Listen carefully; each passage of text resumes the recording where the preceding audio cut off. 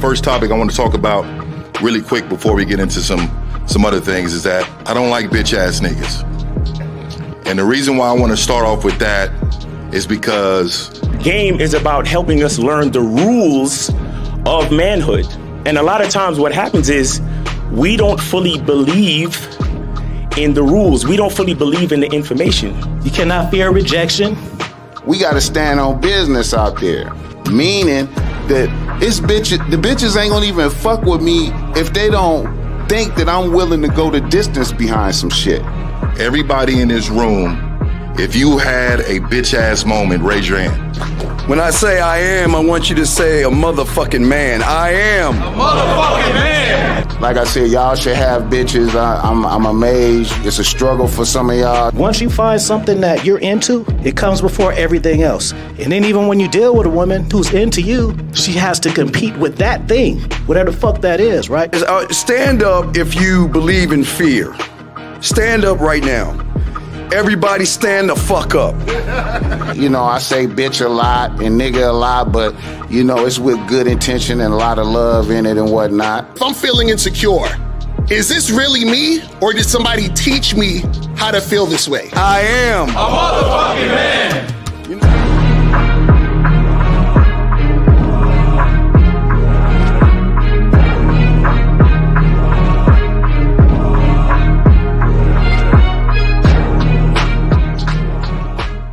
Still ain't getting women? Really? Come on, son. You need to go to badboymembership.com and step up your game. What's up, y'all? It's your boy, Mr. Locario, the bad boy of the dating game, and I'm telling you that if you really want to attract beautiful women, you need to go to badboymembership.com. This is where you get 45 through 90-minute step-by-step dating advice tutorials every month. Just sign up, follow the advice, and you'll get the women you want. Go to badboymembership.com. That's badboymembership.com. It's your boy, Mr. Locario, the bad boy of the dating game, and I want to tell you about my documentary, Game Kings, The Definition of Game, starring myself, the Boss Mac Top Soil, Rosebud, Ron Wills, Miles Cunningham, and much more. In this documentary, you're going to learn about confidence, manhood, attracting women, and the definition of the game. To get this documentary, go to MrLocario.com.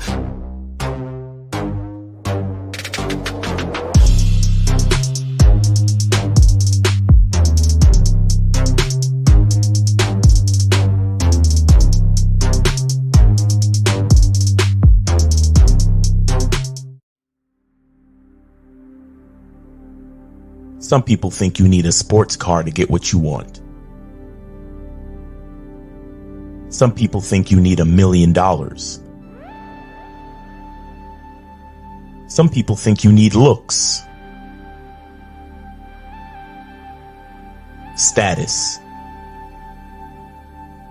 The only thing you need is what they can't get unless they come straight to you. And that's your identity.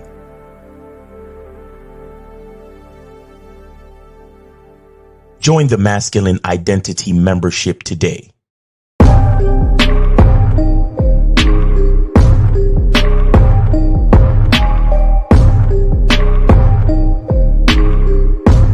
MasculineIdentityMembership.com. Masculine Identity Soap. This luxurious, quality, high lather, high moisturizing, all natural bar soap has been handcrafted with care and consistency to provide a quality cleansing experience for self-care, focus, and productivity. Specially formulated for cold showers. Stay clean, gentlemen. Masculine Identity Soap. Yo! We are here. It is Media Mondays up in this bitch. What's popping? Yes, sir. What's going on? What's going on, everybody? What's popping with you? Mr. Locario, Miles Cunningham in the building. Miles, what's going on, man? What's popping with you? What's going on? Man, everything's going on, man. Look, for my Masculine Identity membership people, please bear with me. I'm having technical difficulties. I'm going through editing issues and shit, but the next program will be up very soon. And yeah. About to make that happen.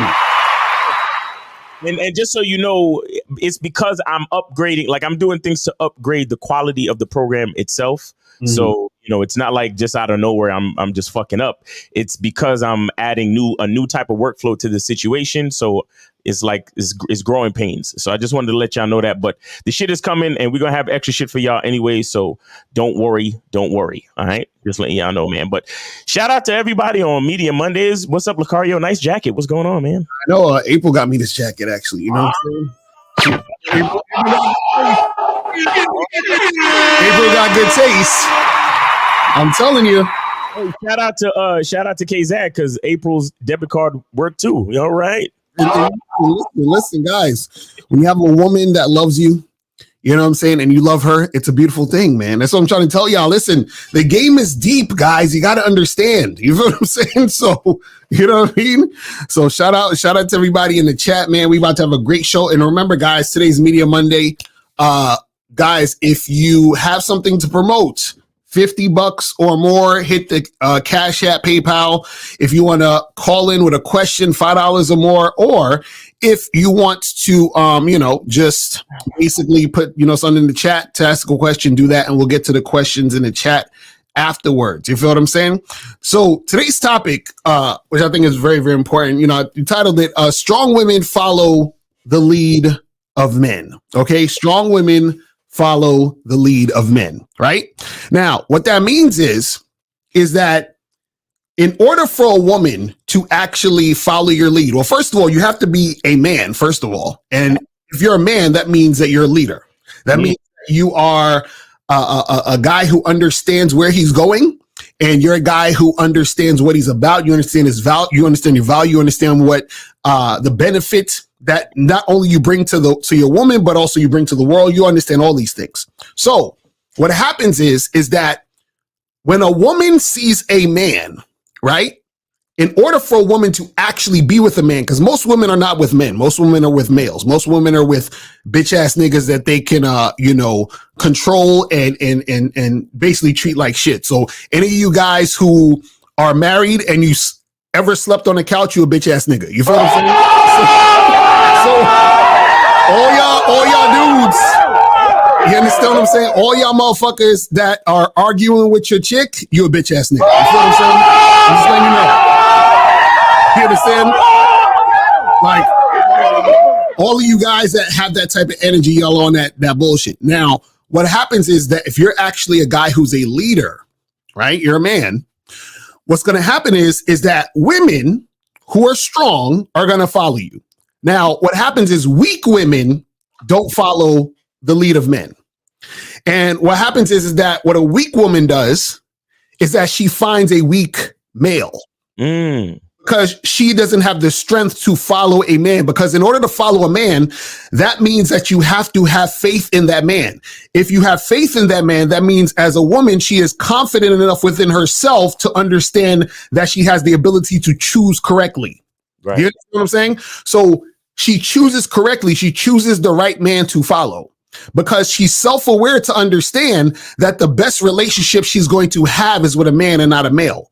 And understands that it's going to benefit her greatly to be with a man. So a lot of times when you guys are trying to interact with these women and they're not following your lead, right? And they're refusing to do this. Understand a lot of times what happens is the reason why they're refusing to do this or, refusing to follow your lead is because they know that they can't do it. And they understand that they don't have the capacity to do it. Because what happens is this. When a woman deals with males for so long, she loses her ability to trust in a man because she confuses the men with the males.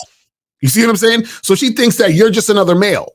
So when you come with your masculine energy and you have a program and a structure, she's like, well, I don't know about this, right? Because she fears that you're like the other males, right? But what happens is that a woman who actually has game, a strong chick,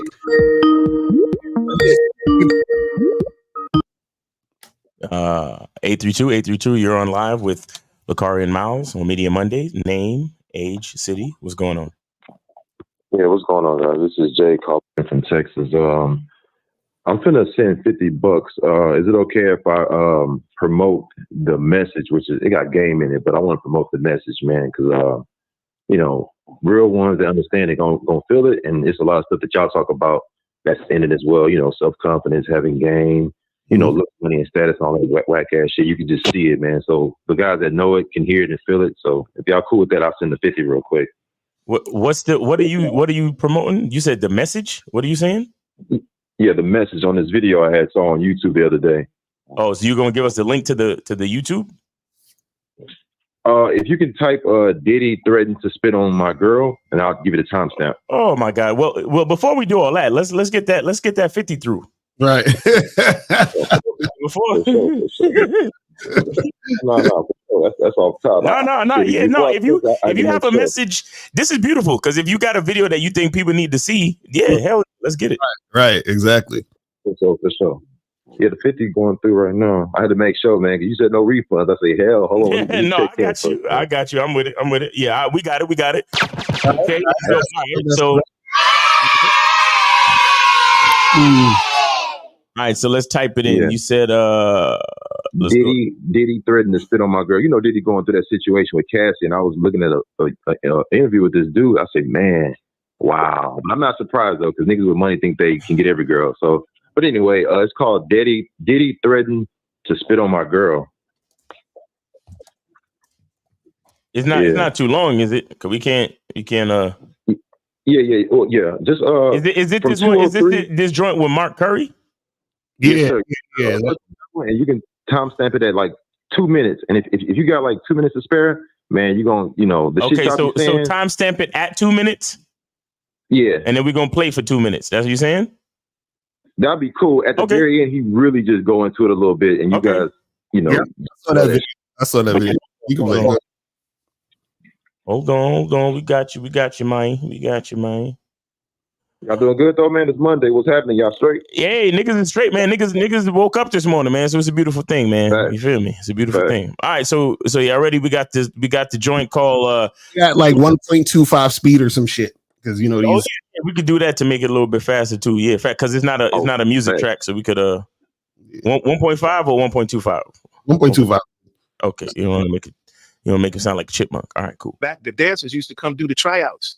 All right, yeah. Can y'all hear that? Yeah, we get it. It's good. All right. They be showing up to the tryout room and all of this. I'm like, yeah, I'm going there. So I'd be like, ooh, look at her. That's the one right there. So I go get the baddest ones, because plus all of the females naturally like me. I don't know what it was, but I knew they naturally like me, and I felt it because I like me like that too, right?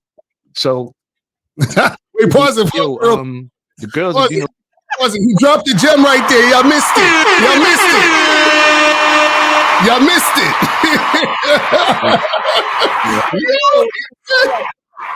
Yo, shout out to Mark Curry though, even though he looked like an old nerd nigga, but shout out to Mark Curry. He said, I knew the woman naturally liked me because I like me like that too. Like me like that. Facts. All right, let's go. I knew they naturally like me, and I felt it because I like me like that too, right? That's heavy, guys. That's very, very heavy, guy. That might be a soundbite. I'm not sure. I might. Hey, heavy, guys. You gotta pay me. Miles, you gotta pay me for that, man. You gotta pay me for that. So he'd be like, yo, the girls, it was one girl. Can I tell a long story? You want me the short story? No, go for it. All right, I'm gonna give you the long story. So I seen this girl in the club that was a background dancer. She's in the Club Cheetah one night. And I went to the club and I seen her with Mario Winan hat on. So I said, where's Mario? She said, oh, he's not here. He stayed at home. I said, who you in here with? She was like, oh, I'm by myself. See, guys, remember I tell you guys, when you approaching bitches in the club, who you with? Mm-hmm. Easy. Because a lot of y'all niggas let it be like, well, I'm not sure if she here with her boyfriend or what. Just go, hey, shorty, what's going on? How you doing? Who you here with? Exactly. I said, where you going? She said, I got to get on the flight in the morning and go back to Canada. I said, okay, well, where you going to stay tonight? She said, well, I don't have no place. Yo, this nigga, do you guys hear how easy the game just rolls through? Exactly. Who you here with? What you doing? Where you staying? Mm-hmm. Easy. I said, want to come back to my place? She said, yeah. So we went. You want to come back to my place? Exactly. Y'all niggas swear to God, it's so fucking hard. Like, Paul. Went back to my place. And then we had a lot of fun. I'm talking about a lot of fun, whole bunch of fun. We had So then we go on she going on tour. We going on tour to Jamaica. She come to the tryout, boom. So she like boom. She like at the end of the tryout, she like I said, where you staying at this time? She say, well, I'm here from Canada. I ain't got no place right now. I said, want to come back to my room? She said, yeah. So we had some more fun. So we get to the tour and Puff come up to me. He said, hey Mark, I want to ask you a question. He said, did you sleep with her? I was like, yeah. Because I ain't want to lie, act like no, I didn't. I was like, yeah. He said, how did you do it? I said, Stop. Did it? Stop.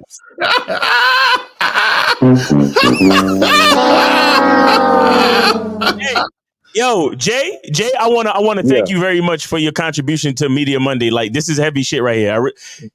I want y'all to understand that the man, Diddy, the man with the looks, money, and status, is asking the C.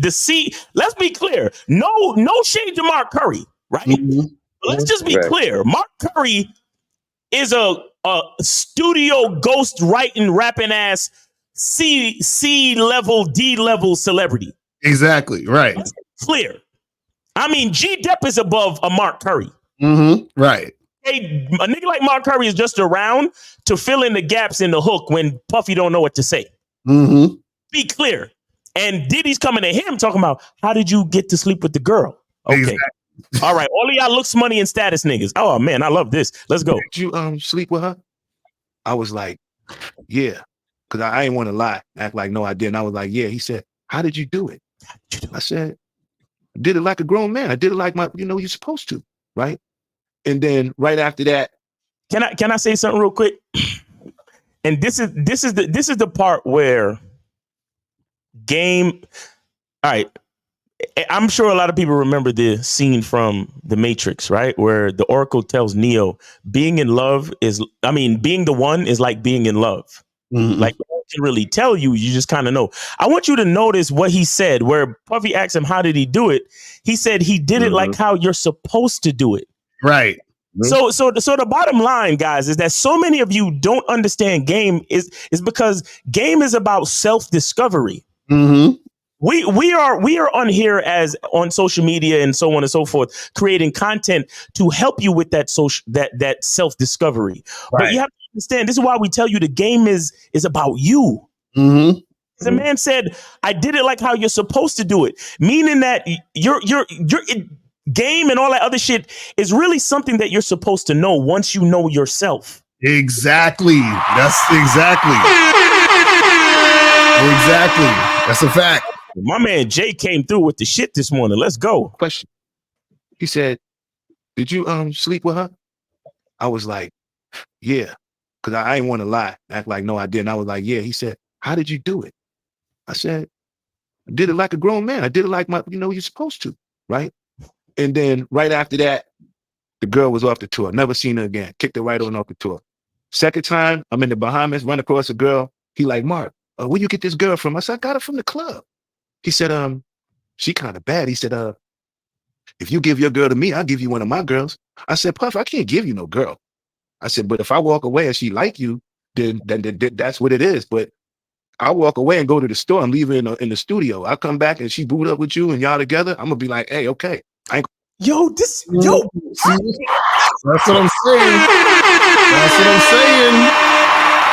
I'm saying. That's Game right there. Like he already knew. Look, Diddy, and notice how much trouble Diddy is in now because of his lack of game. Bro, I want y'all to hear what the nigga said. He said, Diddy, I can't give you no girl. Exactly. Because the woman is not something for you to control. The woman is not a slave. Now, if I leave and your influence enthralls her and I get back and she's booed up with you, hey, all's fair in love and war, right? Exactly. Yo, this is I hope y'all niggas are paying attention. God damn, let's go. If you give your girl to me, I'll give you one of my girls. I said, Puff, I can't give you no girl. I said, but if I walk away and she like you, then that's what it is. But I'll walk away and go to the store and leave her in the studio. I'll come back and she boot up with you and y'all together. I'm gonna be like, hey, okay. I ain't gonna have nothing to do with it. So I come back, the girl mad. She say, why you leave me here with this creep? I said, where's Puff Daddy? Who else? I couldn't even leave you with someone better. I thought you would be happy. She was like, no, I'm not happy. I don't like this dude. See, there we go. And listen. Check this out. See, this goes with the topic too. Strong women follow the lead of men. Who's the man in this situation? Mark Curry, not P. Diddy. P. Diddy's the weak nigga talking about, yo, how'd you do that, bro? Yo, can I trade you my nigga? Ain't no chick trying to follow this nigga.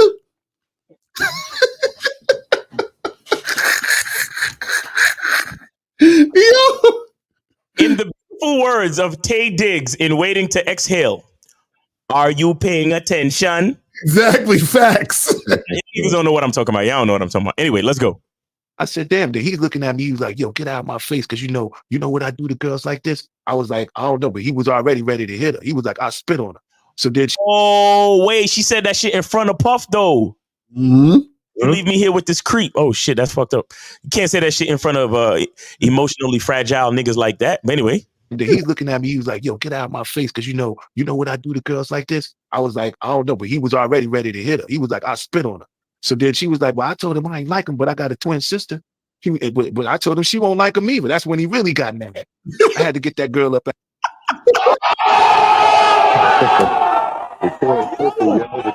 Sister won't like you, man. What happened to the looks, money, and status though? That's what I'm saying. What happened? Where y'all niggas at? Mm-hmm. Looks, money, and status like a motherfucker, right?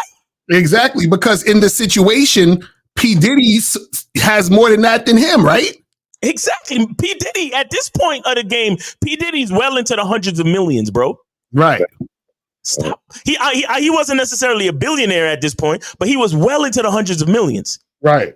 Because remember, after Biggie died, P. Diddy's fucking ship took off. Mm-hmm. Not saying one has anything to do with the other, by the way. I'm not making any allegations or anything like that. All I'm saying is when niggas like Mark Curry was heavy in the picture, Diddy was already, Big was already out of here. Mm-hmm. After Big died, every step I take, all that shit fucking, okay, you know what? Y'all looks, money, and status niggas. Where y'all at though? Mm-hmm. Out of there quick because I realized he was going to try to hit my girl or be violent towards my girl because my girl didn't like her. See, money can't make females like you. Exactly. Bruh, everything we be trying to tell y'all niggas, you notice how it just plays out in real life? You notice how when we talk, it's about real life, not this internet shit? No, Lucario. This is an AI video that we created. and we told Jay to donate $50 and call in. We did this. Right. Ain't no way this could be real game shit. No way. So she won't like him either. That's when he really got mad. I had to get that girl up out of there quick because I realized he was going to try to hit my girl or be violent towards my girl because my girl didn't like her. See, money can't make females like you. He the kind of think that they're going to like him because he got some money. All of the pretty females I know in the world, man, they don't like you for no money, man. They like you for your heart, especially if she's a female of substance. You know, that's just my opinion. You can have money, then one day you can't. So when you go broke, that means you're gonna lose your girl too. I don't lose females to failure. We go different. That's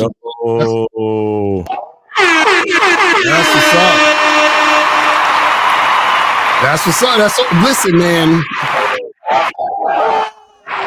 I'm telling y'all this shit. Wow. We tell y'all this shit, man. You know what I'm saying? Damn, yo, Jay, you came through with some heat, bro. Appreciate you, man. No doubt, man. Y'all keep going, man. You know, I felt like, you know, when I heard it, I was like, that's some real shit. I said, you know what? Let me see if I can slide it to the show, man. You know, let these guys look at it. Cause, you know, I know y'all guys think how y'all think and do what y'all do, and y'all gonna feel that. And anybody out there that don't really understand it and feel it too, that's cool. But the ones that think they need money and all that shit, that can help.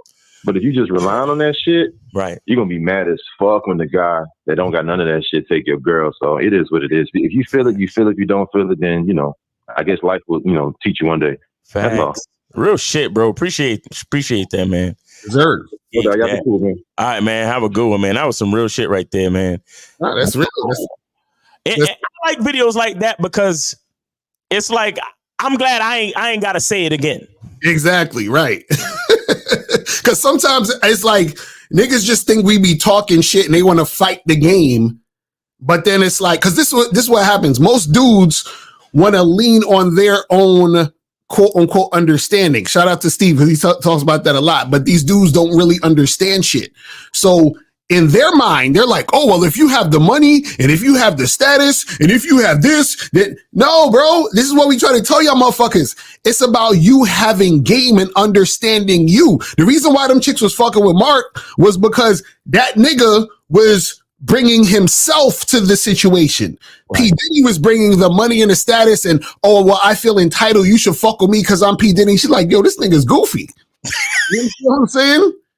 Because it's like, yo, like, I swear, y'all, see, and this is the part that y'all don't get, and this is what I want you guys to understand. Understand this. See, money and status and all those other things, those are the things women go for when they don't see value in you. That's what you have to understand. When a woman doesn't see value in you, the other things are the things that she sees value in to even bother to fuck with you. Right. So you approach this girl, she says, man, this nigga, he's a loser. I don't really like him like that, but he got some money, so I know he gonna take me out. I know he gonna buy me gifts. I know he gonna pay my rent, so I'm gonna fuck with him. But she don't really like you. That's what I'm trying to say. Like, niggas gotta understand that women don't really like you for those things. They don't like, see, you gotta understand something. When a woman actually likes you, right, she wants to spend money on you. Right. You understand what I'm saying? Like she don't care about you spending money on her. You spending money on her, that's cool, but she don't care about that. Like he said, listen, if you go broke, what, you gonna lose your chick? No. Right? If you got game, you ain't gonna lose her. But if you don't got game and the only reason she with you, you won't lose her because she's only with you for the fucking money. It's terrible. It's terrible, man. You know what I'm saying? How many times do we and like, bro, like, yo, that's why when niggas call up, bro, and be like trying to fucking, find contradictions and argue shit, I'm just like, right. Why would you? Like, listen, guys, understand the game is not up for debate. We might quote unquote debate y'all just for entertainment purposes, but it's really not up for debate because it is what it is. Like, and you see this all the time. Like, reality is telling you this all the fucking time, bro. You gotta understand this shit, man. Crazy. Yo, you see, and here's the thing. It's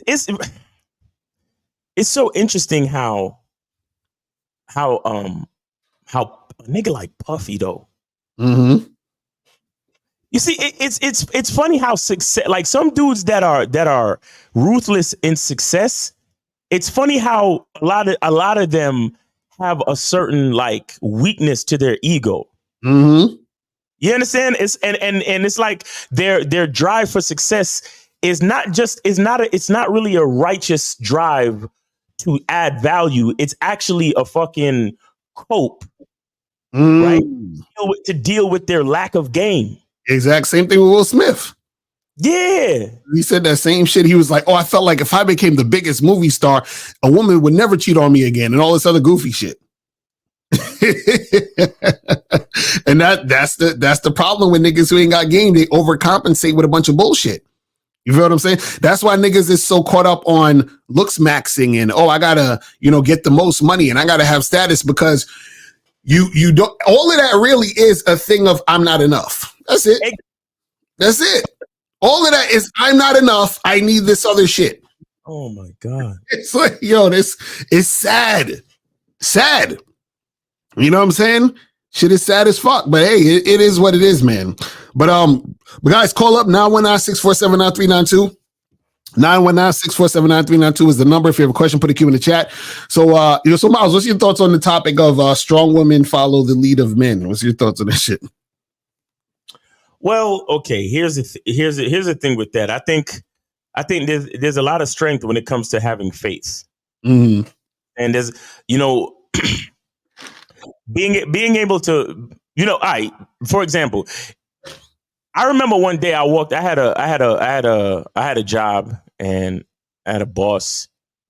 It was actually two owners of the company. And one day I had something to tell them at the end of the day, and both of them was in the office together. And it like I said, it was a small company, small business, but me being a grateful person that I am, like I just said to them real quick, I was like, hey guys, I just want to say real quick that, I appreciate everything that y'all do to keep this company afloat. So we all have jobs. So we all have a place to come to and get a check. You know what I'm saying? I just wanted to tell you guys that real quick and say thank you. And it was like, wow, we appreciate you saying that, man. Have a good day, blah, blah, blah. And I bring that up to say that, when having faith in something or having faith in some type of leadership, it takes a lot of strength, because you have to look at the bright side of things. You have to be grateful, and you can't take things for granted. The commitment that you give to your boss to come to work every day, you don't think about it, but at any point in time, the company could go bankrupt. At any point in time, the company could lose money. At any point in time, the electrical wiring in the walls could catch a fire, and the fucking company literally goes up in flames. Right. You know what I'm saying? Like, a lot of things can happen. So the people who have a certain level of weakness are the people who they complain and they worry, and they allow that to stop them from being faithful and grateful and being productive. Right. And there's a lot of women out there. Like, look at somebody like Tyrese's ex-wife. Like, she literally said that she left the marriage because she allowed people in her brain to influence her to divorce this nigga, right? And the point is that if she was strong and faithful and believed in her fucking husband, she'd still be married right now. Exactly. It's a You know what fact. I'm saying? And she wouldn't be fucking hustling YouTube content and all that other shit, or TikToks to stay afloat. Trying to take court for alimony to try to stay afloat. And that's what a lot of these chicks do. Like, I see these TikTok videos of these and 404. Hold on 1 second. You see all these chicks. They're like, oh, well, I'm not happy, so I divorced, or this wasn't happening in my marriage, so I divorced. But truthfully, the bottom line is everything has a good and a bad side, if you want to be honest. Right. Everything has pros and cons. So the thing is, you got to make a choice, but whatever choice you make, you got to be faithful and stay in it. You get what I'm saying? Like how many times did I call you up, bro? And I'm like, yo, man, when are we gonna actually be successful with this business shit, bro? Like, right. Bro, like, I wanted to give up a few fucking times. I ain't gonna lie to you, but at the same time, I understood the vision and I faith in the vision, and that's what led me, and that was the strength that kept me going. Right. And so it takes a lot of strength to have faith and keep going. It don't take nothing to complain and act like a fucking idiot all the time. Right. You understand? Because those people who complain, here's the thing. If you, and 404, hold on 1 second. If you always think the grass is greener somewhere else, never take the time to actually, water the grass that you're on. That's a fact.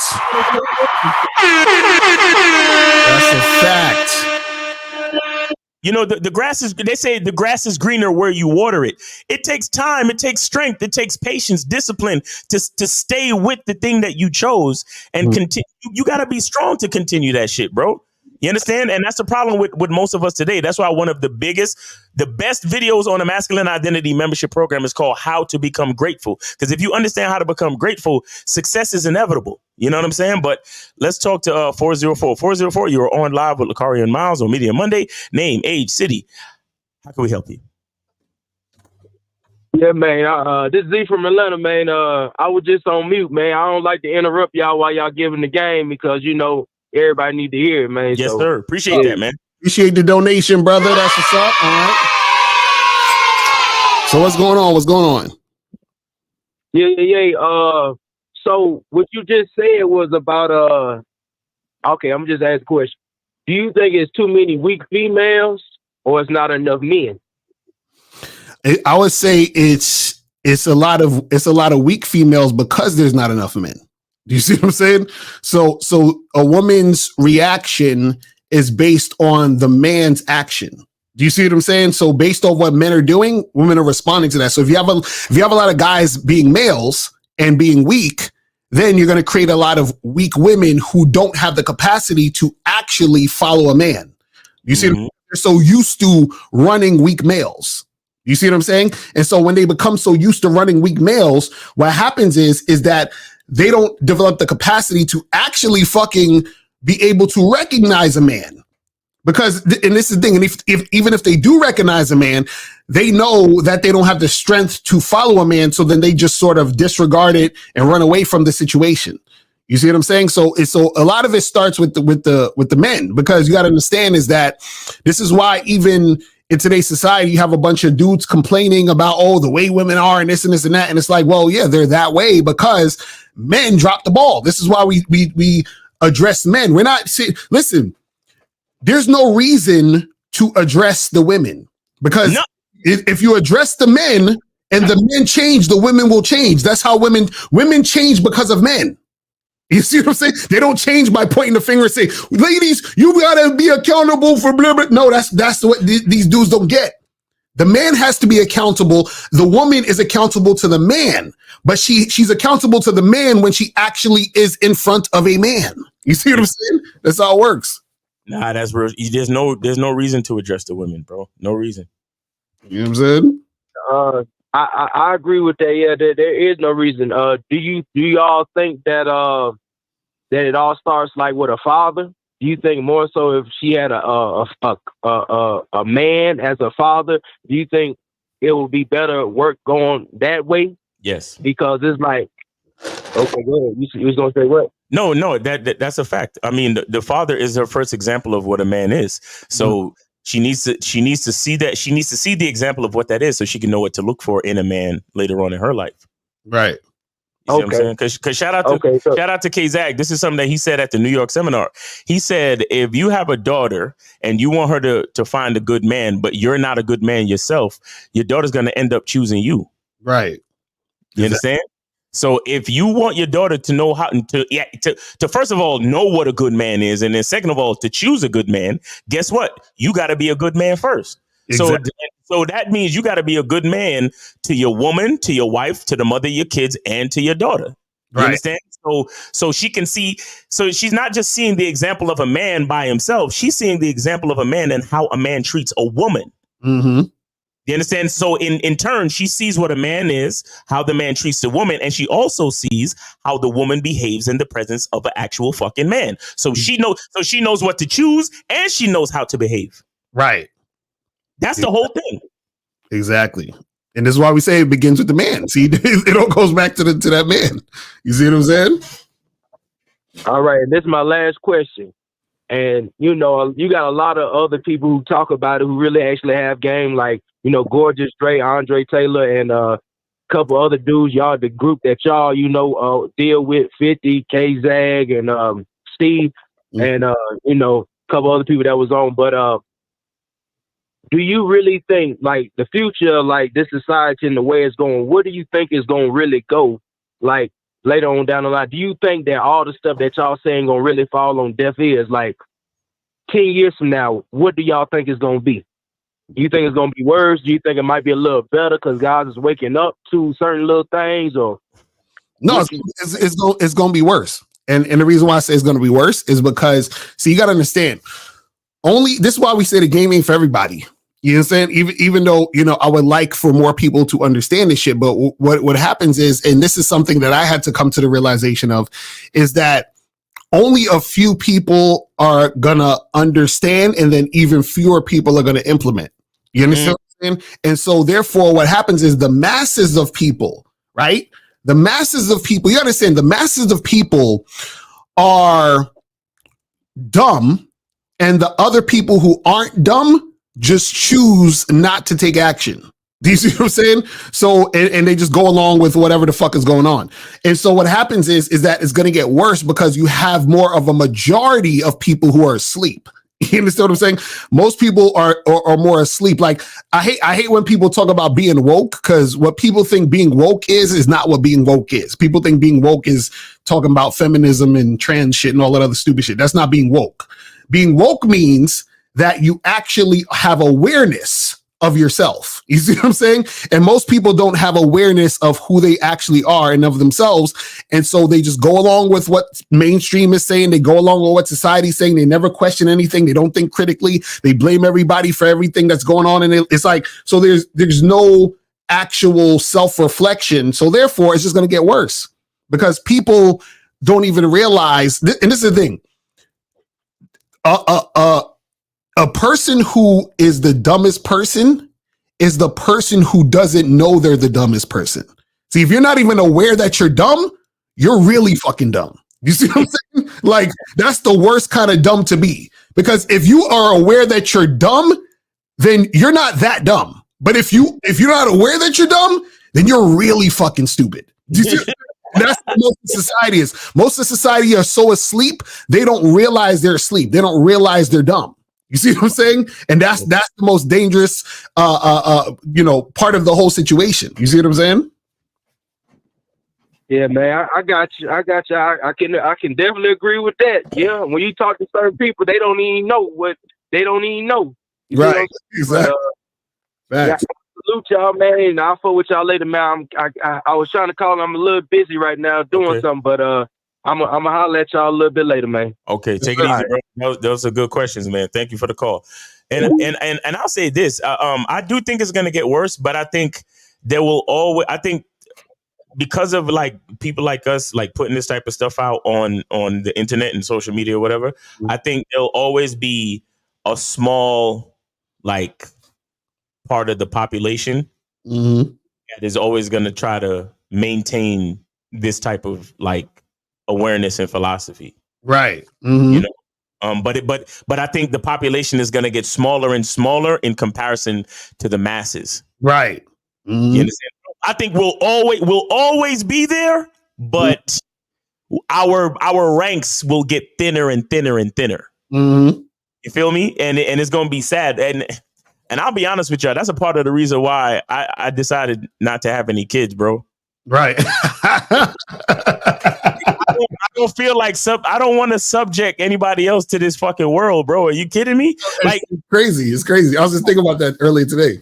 Go watch this movie called Old Dads on Netflix, and you see what the fuck I'm talking about, bro. Like, I don't know, bro. I just imagine my son or my daughter looking at me like, why did you bring me here? Right. Exactly. Why did you do this? What made you think that this was the place to be? Right. Exactly. Bro, I love life. I love the world, but it's like there's a lot left to be desired at the same time. You know what I'm saying? It's crazy. These humans, some crazy with them. I'm telling you, something wrong with these humans. I'm telling you, it's crazy. It's crazy. That's why, I swear it's like, and this is the thing, man, is that you got to understand, like I was saying, that there's so much people who are asleep, right? And this is why they keep making the same mistakes. This is why, because when we talk about game, like you were saying earlier, it's about you understanding yourself. Just like what Mark Curry saying, he's like, I did what a man's supposed to do.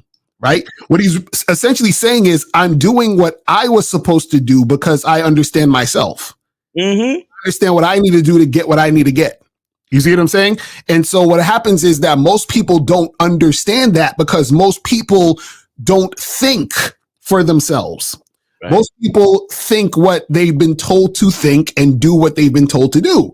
So if you have a person who's basically a zombie, you understand what I'm saying? And you're trying to teach a zombie, right? It's not going to work. You've never seen a zombie movie with people trying to negotiate with the zombies. You've never seen it. You see what I'm saying? Like, you see what I'm saying? So what happens is that so many people are zombies that it's just so far gone. It just is what it is. And then what happens is that these zombies infect other motherfuckers and make them zombies. But happens is that the mass of people, there's an individual listen to a mass of idiots. So then they become the idiot also because they don't think for themselves. You see what I'm saying? So when it comes to game, it's like you have to be able to think for yourself and combat all the bullshit that the masses are saying because the masses are asses. They're idiots. You see what I'm saying? And so this is why when you try to explain game to idiots, they want to argue with you. What are you talking about? And no, this is, you see what I'm saying? Because they're so indoctrinated with the nonsense that they don't even realize what the fuck they're saying. They're basically robots. They're zombies. They don't know what the fuck's going on. It's crazy. So that's how this shit happens, man. And it's unfortunate that happens because the thing is that this is why you got to ask yourself. You say, when you watch the news or you watch people, do what they do, you say, why would this person do this thing they just did to get themselves in a predicament they got themselves in? Like, and you just like, yo, how dumb do you have to be? Now they're in jail for 50 years. Why would you do shit like, you see what I'm saying? And that's because they're zombies. They're not thinking. You see what I'm saying? They're just doing. They're just caught up in all their bullshit. And then this is how shit goes. It's terrible. It's like, man. Oh my God. But anyway, guys, call in. Calling number is 919-647-9392. 919-647-9392. Remember, this is Media Mondays, guys. Send your shit. You feel what I'm saying? Send your stuff so we can get the shit cracking. And if you guys have questions, put a Q in the chat. We'll get to the questions. All right. So this one says, besides all this YouTube / game thing, what makes you guys really happy in life? I mean, it's not just about YouTube and all that other shit. It's about like understanding yourself, man. Like I'm happy because I'm fucking me, bro. Like I don't even know, like you know what I'm saying? Like, and it's not a thing that makes me happy. It's the awareness of being. Do you understand? See, I don't want to get too deep because like the YouTube shit and all of that other stuff is not what makes me happy. It's me being me regardless of what I'm doing. That's the thing that makes me happy. It's not anything outside of myself. You see what I'm saying? Because once you start to think it's a thing outside of you, that means that the thing outside of you can go away and therefore you'll be unhappy because that thing is not there. And so you guys got to understand that. I don't know if they're ready, Lucario, man. Shout out to my dude, Kevin Savo. He did a TikTok the other day. I'm probably going to have to check that out and screenshot it. And a screen flow it and upload it or whatever and do a video on it. But basically he said the reason why people are insecure because we've conditioned ourselves to believe that other people can make us feel secure in a relationship. We're naturally going to be insecure because we're looking for the other person to give us security, but it's impossible for them to give us security because there's no way for that because another person can't make you feel secure. Thanks. You see what I'm saying? And I'm like, that's some real ass shit. And that's what happens even when you talk about happiness and all of that. People are looking for things outside of themselves to make them feel happy, to make them feel secure, to make them feel,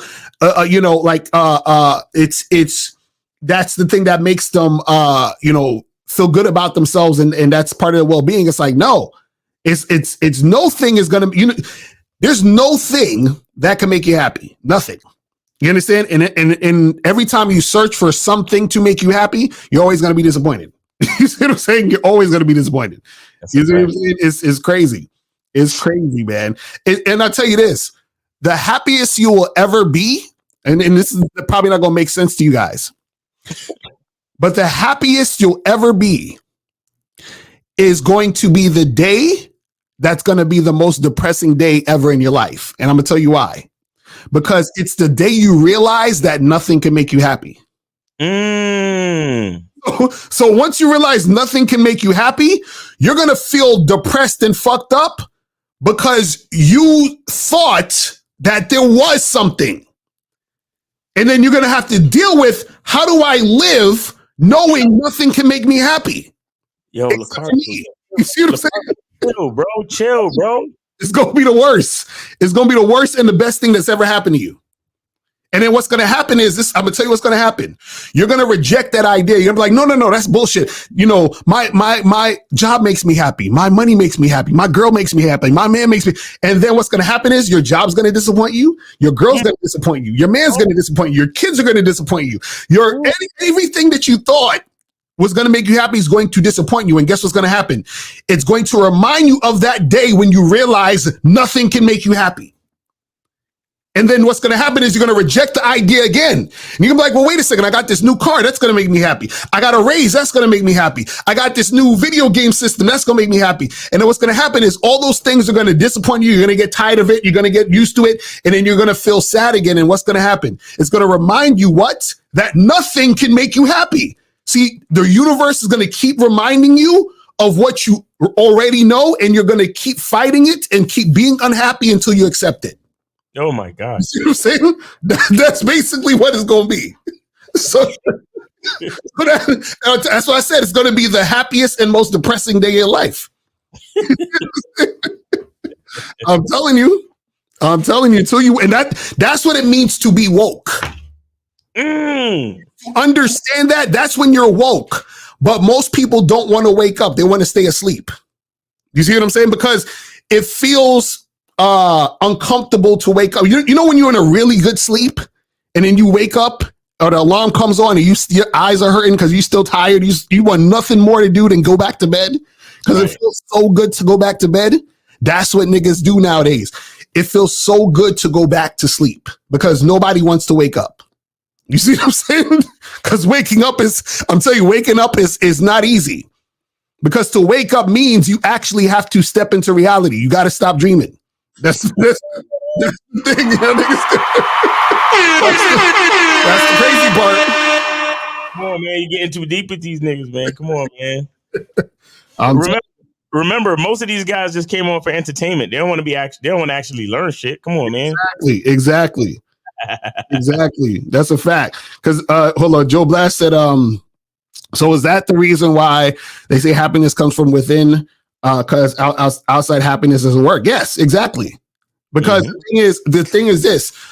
The funny part is that the whatever's outside is still whatever is inside.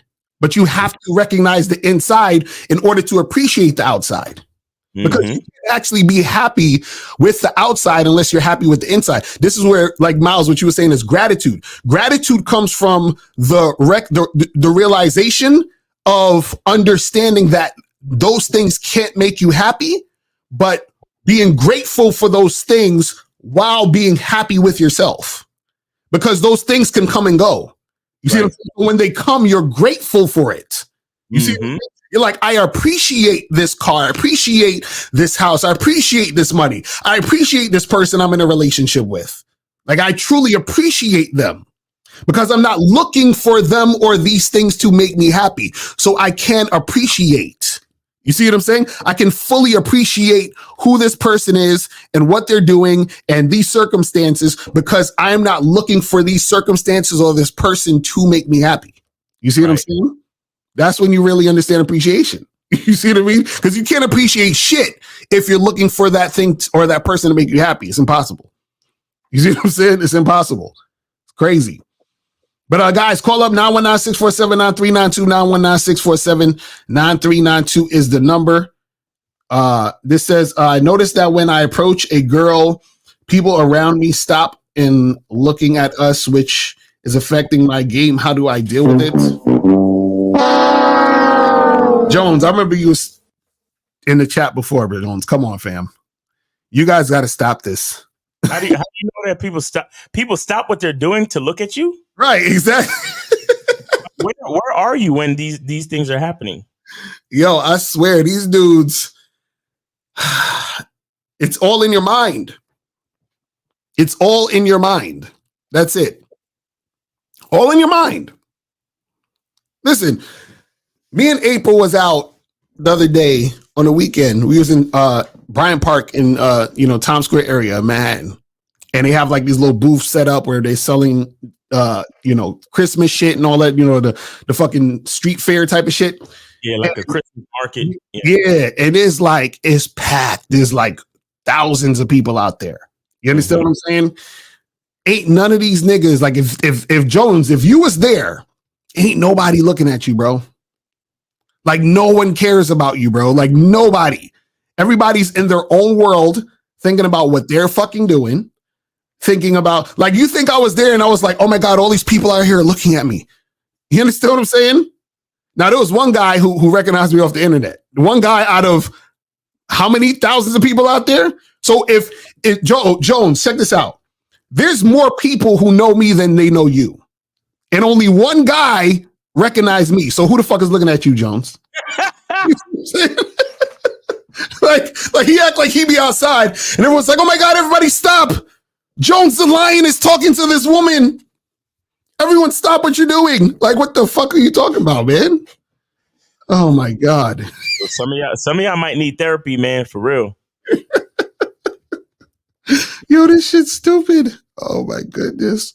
It's certain things. If you really believe those things, there's certain things that the only thing that's going to help you is like therapy or just facing your fears and continuing on. You understand?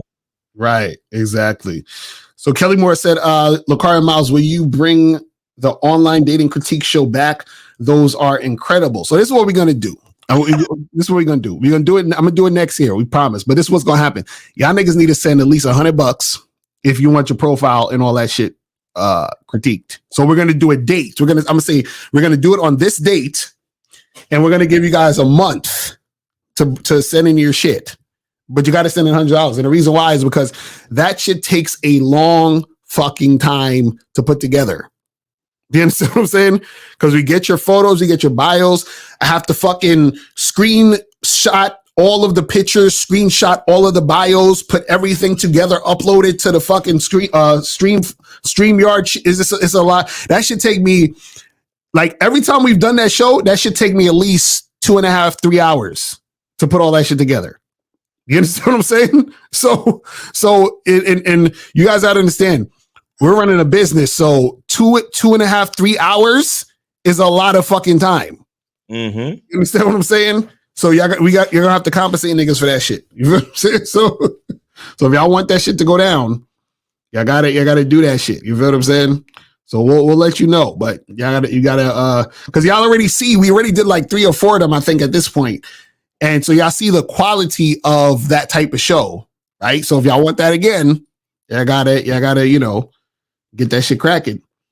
It says, even when women reject your game, will they still have respect for you as a person? Yes, they don't. Listen, matter of fact, this is what you guys gotta understand, right? And first of all, you shouldn't even be worried or cared about a woman's respect for you as a person. That's one, but just off top generally. But what I'm saying is that women, they like when you approach them. What they don't like is niggas that don't have game and they approach them. So what do I mean by that? If you're a guy who has game, you're going to approach a woman, right? You're going to approach her confidently. You're going to tell her exactly, what you want, what you're trying to do. And you're going to interact with her in a way where you basically, she realizes, oh, this guy has social skills. He's cool. He's chill or whatever. And what's going to happen is in a lot of cases, a woman will politely decline because either she has a man or she just may not be interested, right? Now, a lot of times when women respond negatively, that has a lot to do with their own issues that they have in general, right? Exactly. Right. But if you have no game, you're going to approach a woman mad, nervous, goofy, weird, and make the situation awkward. We can take the call. Caller, do you have the show playing in the background? I actually do. It's on my second phone. I turned it down though. You shouldn't have it anymore. Okay. What's going on, guys? I just got a quick testimony. I need either one of you. Wait, sir. Wait. Name, age, city, and did you donate? And where did you donate? Name, Mo City, Maryland. And I know I did not donate. Call back, Mo. Call back, bro. Oh man, y'all crazy. But like I was saying, if a dude has no game, what happens is that you create awkward, weird situations. Mm-hmm. You understand? And then that sometimes will elicit a negative response from a woman. And the reason why it elicits a negative response is because a woman's history of dealing with awkward, weird niggas is usually not positive. You see what I'm saying? So sometimes what you got to understand is when a woman rejects you or, has that harsh energy towards you, a lot of times it's from her remembering the feeling of dealing with the last awkward nigga. Right. You see what I'm saying? That's what it is. And sometimes what happens is that her being receptive to you is because she recognizes man, when she sees you. And that was the example of that was shown where Puffy tried to hurt the girl. Right. Because he was awkward and he got rejected. But anyway, caller, is this Mo again? Yeah, it's the same guy, man. All right. Did you donate, sir? Yeah, I donated to Hakeem Smith. That's what okay, I see. Appreciate it. What's going on? Yeah, we don't play about the donations, bro. We don't really play. We don't play around here about that. Quick trigger, man. I ain't messing with you, man. Because niggas don't appreciate nothing, so niggas gotta give some value to. You know what I'm saying? That's what it is, man. Yeah, hell yeah. I get it, man. But I respect you guys. You know what I'm saying? I've listened to you guys over 5 years, man. So, all right. I mean, when I first started listening to you guys, y'all probably was around like 34.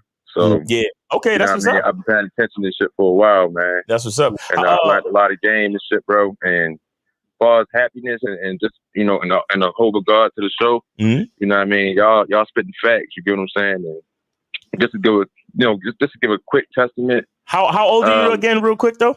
I'm 27, bro. 27. All right, go ahead. All right, go ahead. Yeah, 27. So when I started watching you guys, man, I never really been in a relationship. I was always stick and move type of guy. And I got in my first relationship around like 23. And I've been with that girl for 5 years, man. And the situation didn't work out. I made mistakes, cheated, of course. You know what I'm saying? But all in all, I think that the female that I was with, I believe she could take more value out of the situation.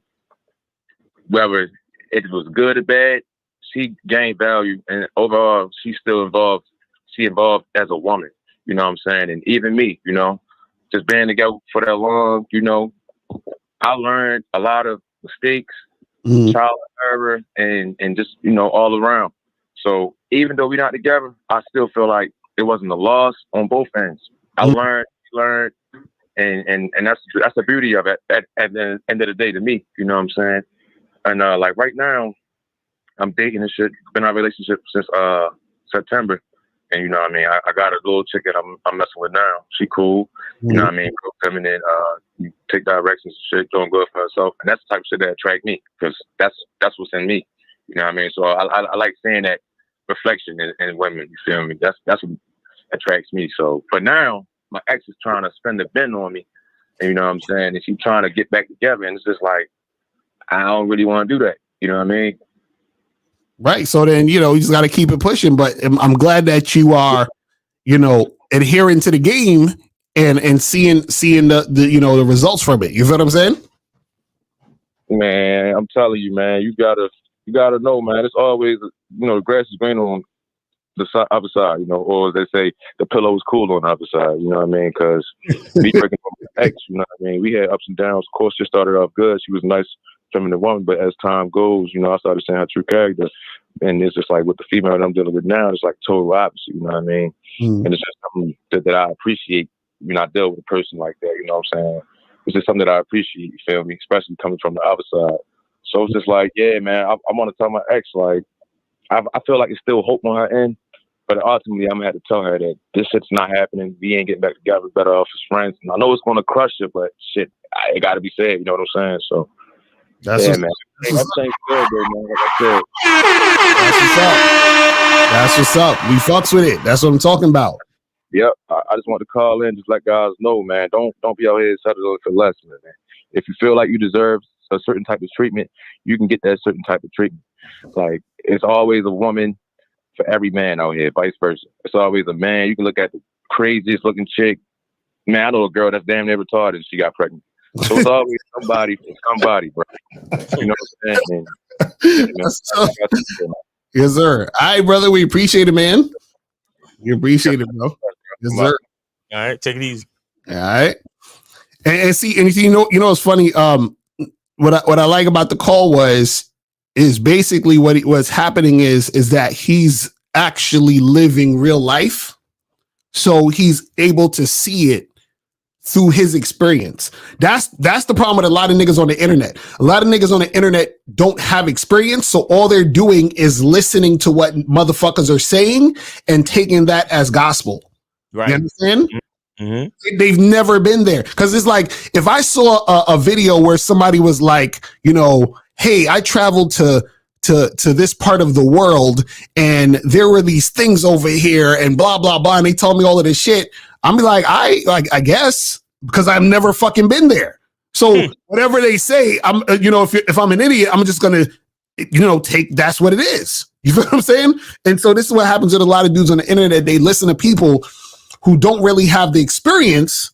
Right. They're just saying shit, or they're saying it from their negative or unsuccessful experience. So you have a lot of unsuccessful motherfuckers on the internet trying to teach you how to be successful, which is weird. You understand what I'm saying? You know what's funny? I noticed this a lot I've been following a lot of, quote unquote dating coaches on TikTok and Instagram and all these other stuff. You know what I noticed about 90% of these dating coaches is if I see a dating coach who's a man, usually I see a lot of these male dating coaches where their coaching is about bitching about women. And when I see the female dating coaches, it's about them bitching about men. And I'm like, none of y'all motherfuckers are qualified to coach. You feel what I'm saying? What are we talking about here? None of these niggas. Because all these niggas doing is talking from their fucking hurt and pain from their situation and their issues they got with the opposite sex. It's terrible. I mean, like, God damn, man. I'm like, these niggas are the worst, bro. But Lucario, we're not successful either because we don't have Bugattis. Exactly right. Exactly. You know what I'm saying? Yo, it's terrible out here, man. I'm telling you, man. It's like, so you got all these fucking idiots coaching all these people who don't know no better into being like them. It's crazy, man. I tell you, man, these humans freaking crazy, bro. I'm like, oh my God. Ridiculous. Hold on. He said, can you check my previous question? Bro, nigga. Call up, bro. The chat is going every fucking 2 seconds. The chat is moving, nigga. What are you talking about? Go call up, man. Yeah, niggas ain't scrolling back, bro. Niggas ain't scrolling back like that. And if that's the case, then just re-ask your question. Exactly. Or call up. By the way, let's be clear. Sometimes, depending on the language that you use, YouTube will bypass your shit. Exactly. That too. So if you use certain words like simp or bitch in certain other situations, it will just not. You'll hit the enter button or whatever you press, and it'll just not go through. So sometimes when you see that we don't see your questions, it's not us. YouTube just doesn't allow us to see it, period. Right. So if the bottom line is this, if you see we're not addressing your question, don't ask, hey, did you see my question? Just re-ask your question. Exactly. Like you're wasting time at this point talking about, hey, could you scroll up and check my question? Like, come on, man. Real talk. So it says, so having game and getting a lot of women won't happen. No. Hold on to that one. Yeah, we can hold on to that question because we going 202. Yo, this is Johnny from DC. Oh, and I donated to Mr. Lucario. Knucklehead Johnny. All right, Johnny, let's hear it. Let's hear it, Johnny. How old are you again, Johnny? Just for the record. 25. 25. Okay, Johnny, let's go. So I was about to say, when you're seen a certain type of way, right? Like, let's just say, if as a man, if you approach a lot of girls, right, and let's just say you're seen as like a nerd. Who's seeing you? Wait, Johnny. You said you're seen as. Who the fuck is seeing you? Who's looking at you, Johnny? Who? The female, the woman. The woman. How do you know how the woman? All right, these women that you're meeting, are they women that you know? Nope. So they're perfect strangers that you're meeting for the first time, correct? Absolutely. How do you know all of this? Where's all this information coming from if you don't know these bitches, huh? Oh, this is not about me, but like, let's just say, like, if it was, like, how you get this information is, you got it for the rest of the call, bro. I can't. Go ahead, Johnny. Like, if you approach a lot of women and you feel like you see a lot of the same signs and a lot of the same responses, like, they're like, okay, like, for example, right? You know how, as a young guy, if you holler at like a MILF, they always gonna say, "Oh, I think you may be too young for me." And then, as a young guy, you always gotta like still get past that, that barrier. So it's like, let's just say a nerd, he's always hearing something like, I don't know, like, does he just have to lay it on more thick, like with the? Okay, so let me ask you a question. What do you think a woman means when she says you're too young? You said, what do I think she means? Yeah, what is she ultimately saying when she says you're too young? It could mean two things. Like, it could be that she's insecure and like she feels like she's too old, or she's really just saying like, I think you are too young. It could like mean those two. No, ultimately she's saying she's not interested. You see what I'm saying? So basically it's really simple. I say this. I say I want this to happen. The woman follows what I want. She's interested. She does anything else beside follow what I want. She's not interested. So if I walk to a woman and I say, "Hey, MILF, what's popping? Let's get it cracking. I want to beat the brakes off that old pussy." And she's like, "Oh, Sonny, you're too young for me." That means she's not interested. That's it. You see what I'm saying? Like, because if she was interested, we'd be fucking. No, I agree, but I had situations where a woman was like an older woman said, "Oh, I was too young," and I just got past that by saying, like, "Listen, I can teach you more than you can teach me," and then I ended up smashing because I kept, I guess that's seduction. You think? Hold on. You think you smashing means she's interested in you? Sexually. No. So what happens is you can wear a chick down. You feel what I'm saying? Now she could have been interested in you like a medium interest enough to where you had to wear her down to get it. But what I'm saying is that the fact that you have to do more means she's not highly interested. You see what I'm saying? I agree with that. Yeah, because she was really interested. She wouldn't even mention the age and all that. Exactly. That's what I'm saying. So what I'm saying is that once you simplify it, what's really happening is whether or not is the woman interested or is she not? You see what I'm saying? Right. If she's not interested, there's gonna be like I always say, any form of resistance equals disinterest. Right. And what you were saying with the wearing down, right? Like, or basically like putting in more effort as the man, like, do those situations like 9 times out of 10 like usually end up not working in the long run, or do they, or could they? More than half the time, yes. More than half the time it don't work. That's what I'm trying to say. More than half the time you're wasting your time. Right. You see what I'm saying? All right. So that's all I'm saying. Listen, all you got to do is understand this. There's levels to shit, right? So, right.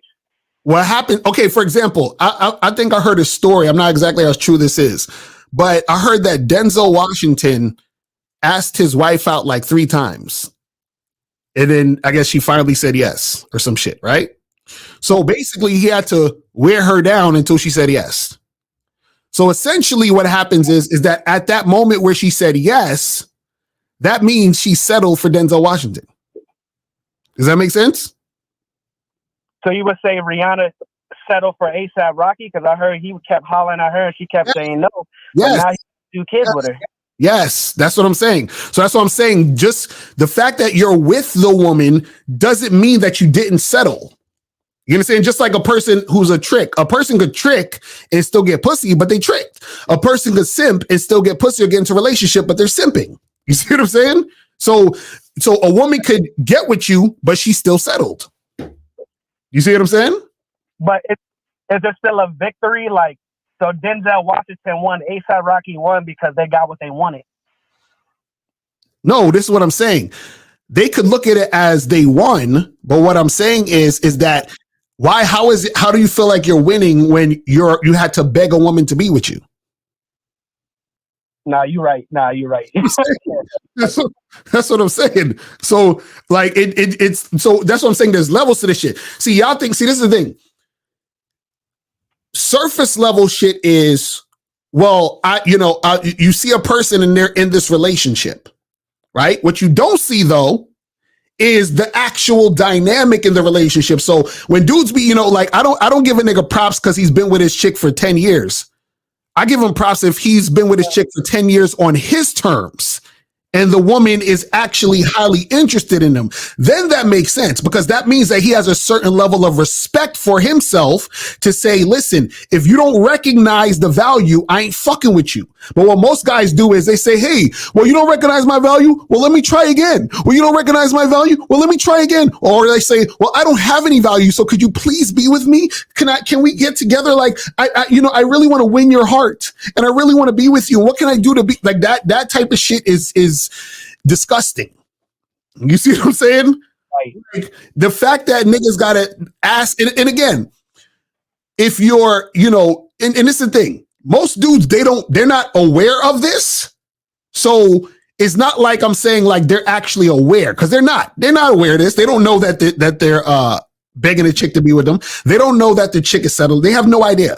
You feel what I'm saying? They just think this is how it goes because, maybe she's playing hard to get, or maybe I gotta try harder. And you gotta be able to court a woman and you gotta build rapport with her. You gotta get her comfortable, bro. Like they have that thought process. So now it makes sense for them to do that because that's normal for these motherfuckers. You feel what I'm saying? But what I'm saying is that at the end of the day, what happens is that objectively, and the reality is that she fucking settled. You know what I'm saying? That's it. And if you're cool with that, that's fine. But what I'm saying is that a woman could never just settle for me. You know why? Because she got to go through a lot of shit to get to me. So listen, ain't no settling here because you got to put in work. You feel what I'm saying? Like, you see what I mean? So my thing is, I get the chick off the rip where she's really, really feeling a nigga. And even though she's really, really feeling a nigga, I'm still saying, wait a second, you still got to go through a year, at least. I see how much you feeling me, and I'm still not going to give you this. You see what I'm saying? So you still got to work on top of feeling me. Niggas be like, yo, you ain't feeling me? Can you please feel me? Can you please like me? And they begging a woman to fucking be with them. This is terrible. Right, buying the flowers and all that stuff. But yeah, I agree with what you're saying. I agree. It's a little bit more clear to me now. I appreciate it. Thank you. Yes, sir. All right. Take it easy, man. All right. Hey, before we get to 408, I got a question. Lakari, if you can answer this for me. You remember that? You remember watching, did you see the races of Usain Bolt at the Olympics? Nah, I didn't see it. You didn't see it? Let me see. What example could I see that you would know? But he won though, right? Yeah. Mm-hmm. Okay. Let me ask you this question: is Usain Bolt the winner before or after he crosses the finish line? Oh, it's always before. It's shit like this where I know the difference between a nigga with no game and a nigga with game. Cause you see the kid said, "Oh, so A$AP Rocky." He won. A$AP Rocky won because he got what he wanted, and Denzel won because he got what he wanted. There's a difference between winning a contest and being a fucking winner. That's a fact. Crossing the fucking finish line first makes you the winner of that particular contest. Right. But being a winner is something that you got to have before you know what? Right. And on top of that, they still didn't win the contest because she settled. Exactly. That's what I'm saying. Like, like, oh, so ASAP Rocky won for real when he's on magazine covers, fucking groveling and crawling behind a bitch. Right. Here, bro. Like, what are y'all talking about, bro? Y'all niggas really think the bitch is the prize. Y'all really think vagina is the prize. You pedestal vagina over yourselves. I can't. Oh man, that nigga Johnny from DC, man. God bless him. God bless his little heart, man. I swear to God, bro. I fucks with Johnny because Johnny be sounding really curious. He be like, he really trying to learn. I fucks with that. You know what I'm saying? He be like, so Miles and Lucario, are you saying that when I have a conversation with a woman and I ask a question and then she responds, does that mean that she's listening to what I'm saying, or is she just listening to what I'm saying? I'm confused. Shout out to Johnny. That's my nigga. Johnny, man. But I just want to use that as a thing to show you guys that being a winner has nothing to do with the contest, man. I'm telling you. Like, and Mr. Justin just said, the contest is just public confirmation within a certain context. You understand? Because you could be the fastest nigga and maybe the wind blow a certain way and you get tripped up and some other nigga won. Does that make you any less of, you know what? I swear. That's what I'm saying, man. I'm tired of these human doings, man. I'm tired of these fucking human doings. I can't stand these niggas. All right, we got 408. 408, you were on live with the Real Game. No, shit. You were on live. I'm losing it. 408, you're on live with Lucario and Miles. I donated. Name, age, city. What's going on? And man, I'm just calling to let Mr. Lucario know that I can't believe that he's Where did you donate? Where did you donate? Where did you donate first? Where did you donate? To Mr. Lucario, first name starts with an A, last name starts with an O. Okay, I got you. All right, so what's going on? Name, age, age. We need to know how old you are, bro. We need to know how old you are, bro. Me, I'm 30. All right, go ahead. Do what you're doing. Hey, Mr. Lucario, man, I'm just calling to let you know that I can't believe you're giving your take on this video I saw, because when I saw it, I was like, man, I wish Mr. Lucario would see this. I wish there was a way that I could send it to Mr. Lucario so he can see it, and here you are making a live on it, you know, and I'm like very excited about that. I can't believe it. You know what I mean? I had gotten done watching your video on like what makes guys creepy to women when they don't have game. And this gentleman on this video talking about how like Puffy was jealous of him because he didn't have the looks, money, and status, and he was pulling a woman that Puffy couldn't pull, you know? Right.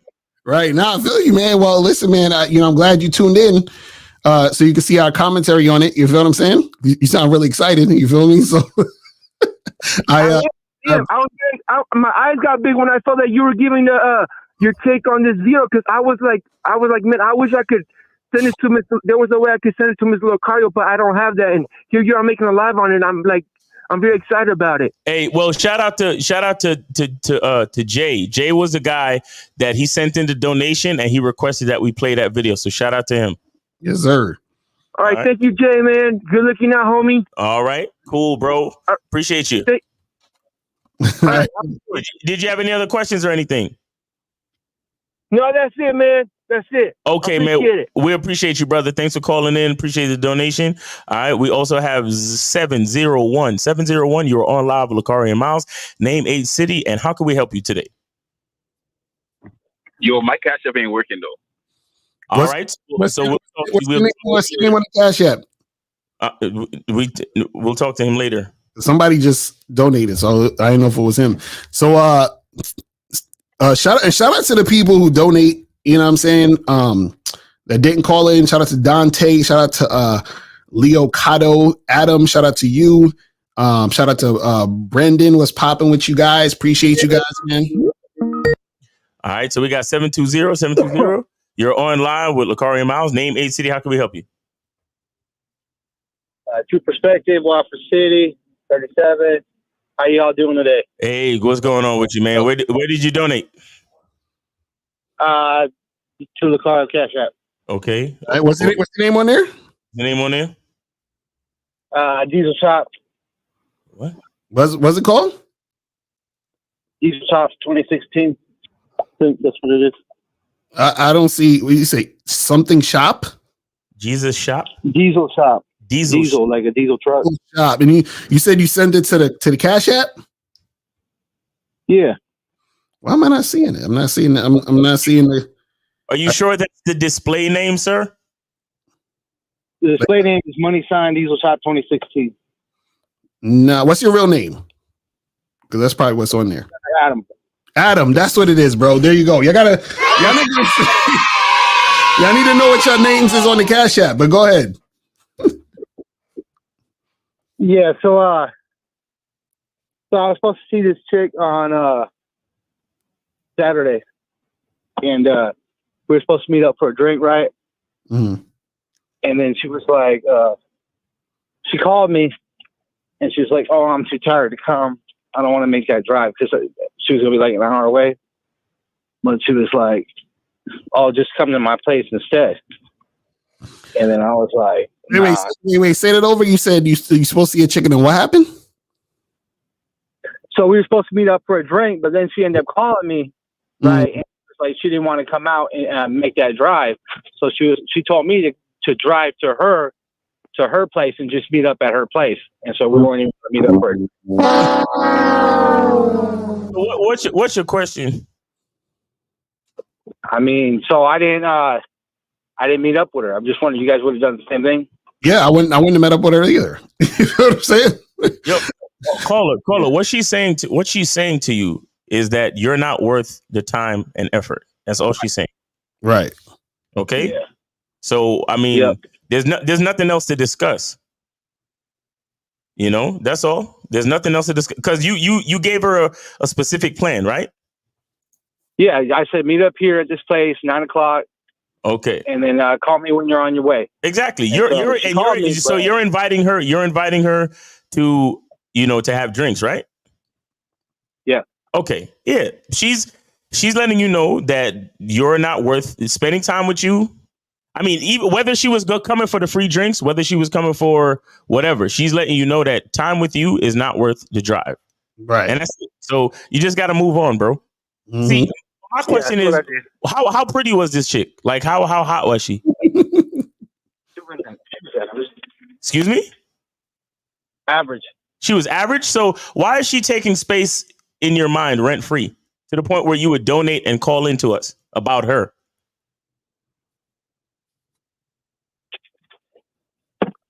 No, I was just wondering if you guys would have done the same thing. That's all. Okay.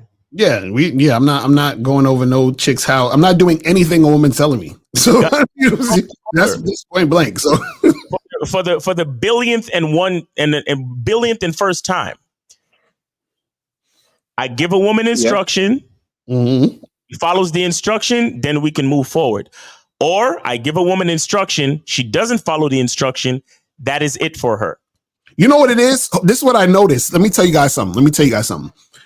You know why this is hard for you guys? It's because y'all aren't doing it enough to see a woman actually respond to your direction. What I mean by that is this, right?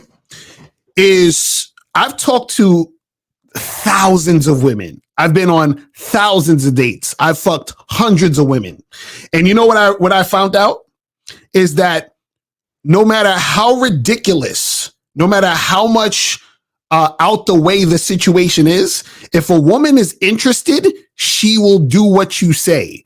I had a woman drive 3 hours to see me for 15 minutes. You understand what I'm saying? I've had women, I've matched with girls on Tinder at 1 a.m. in the morning. Mm-hmm. You know what I'm saying? And I say, meet me at this bar. I had women meet me at a bar at 1:30 a.m. in the morning and the bar's closing at 2. You understand what I'm saying? Yeah. And then they come over my house. That whole Eddie Fuse things you were talking about the other day, where the guy he was talking to, where he knew he was that man. And so I mean, you got to start somewhere, right? So I was like, okay. So what I'm saying. Call it is what I'm saying. What I'm saying is, and this goes for all of y'all. Y'all have to just let women know what you want, and then have the women who are going to follow. Do you understand what I'm saying? And look, this is just the title of the show. Strong women follow the lead of men. You know what weak women will say? Oh, well, that's insecure women are just going to come over your house. No, insecure women are going to talk shit about women who know themselves in order to do what they want to do with a man. Do you see what I'm saying? So what happens is that you have to be that secure man who stands on what he says and lets women dismiss themselves when they're not fucking following your lead. You see what I'm saying? So don't, I don't want you, because the thing is, I don't want you to start thinking like, damn, man, I be telling these girls to do shit and they just don't do it. That's good. Because basically what's happening is you're getting the women who are not about it out the fucking way. And trust me, you're going to have more women that you're going to need to charge to the game. Listen, I told you guys should be charging chicks to the game literally every day. Every day. Every fucking day, there should be a chick that you're not going to be talking to anymore. Do you see what I'm saying? Like every fucking day. You see what I'm saying? Yeah, and then that's how we work our way up. Gotcha. Appreciate you guys' time, man. Thank you. All right, man. Thanks for calling in. Thanks for the donation. We appreciate you. Have a great week. All righty. Man, ain't no music we don't got no music, man. Bro, what happened to all the people for the music, man? Y'all going crazy out here, man. We need some of those tunes, man. You know what I'm saying? Okay. Y'all slacking on this Monday. You feel what I mean? Or anything. I know y'all got some shit to promote. Some of y'all got something to promote. So hit up the Cash App, get this shit cracking. If you guys got a question, call in 919-647-9392. 919-647-9392 is the number. So make sure you guys let's go back to this question. So it says, so having game and getting a lot of women won't make you happy. No. Listen, listen. You see this book, How to Have Sex with 2 Women a Day? That's partly the reason why I wrote this shit. Let me tell you guys something. That's part of the reason. See, I want y'all to have as much sex with as many women as possible. Not only that, the baddest chicks you can ever get to suck your dick and have sex with you and hop on your dick and do the most nastiest shit ever to you and all this other. I want you guys to have that on a consistent basis with women who desire you and want to fuck you and this and this and that. And you know what's going to happen? You're going to get all that shit and you're going to be like, yeah. That's not it. Bro, this is what I'm trying to listen. I love Jim Carrey. He said, I wish everyone could become rich and famous so they realize that's not it. That's exactly what he's talking about. That's exactly what he's talking about. See, nothing can make you happy. No thing can make you happy. This is what I'm trying to tell y'all, man.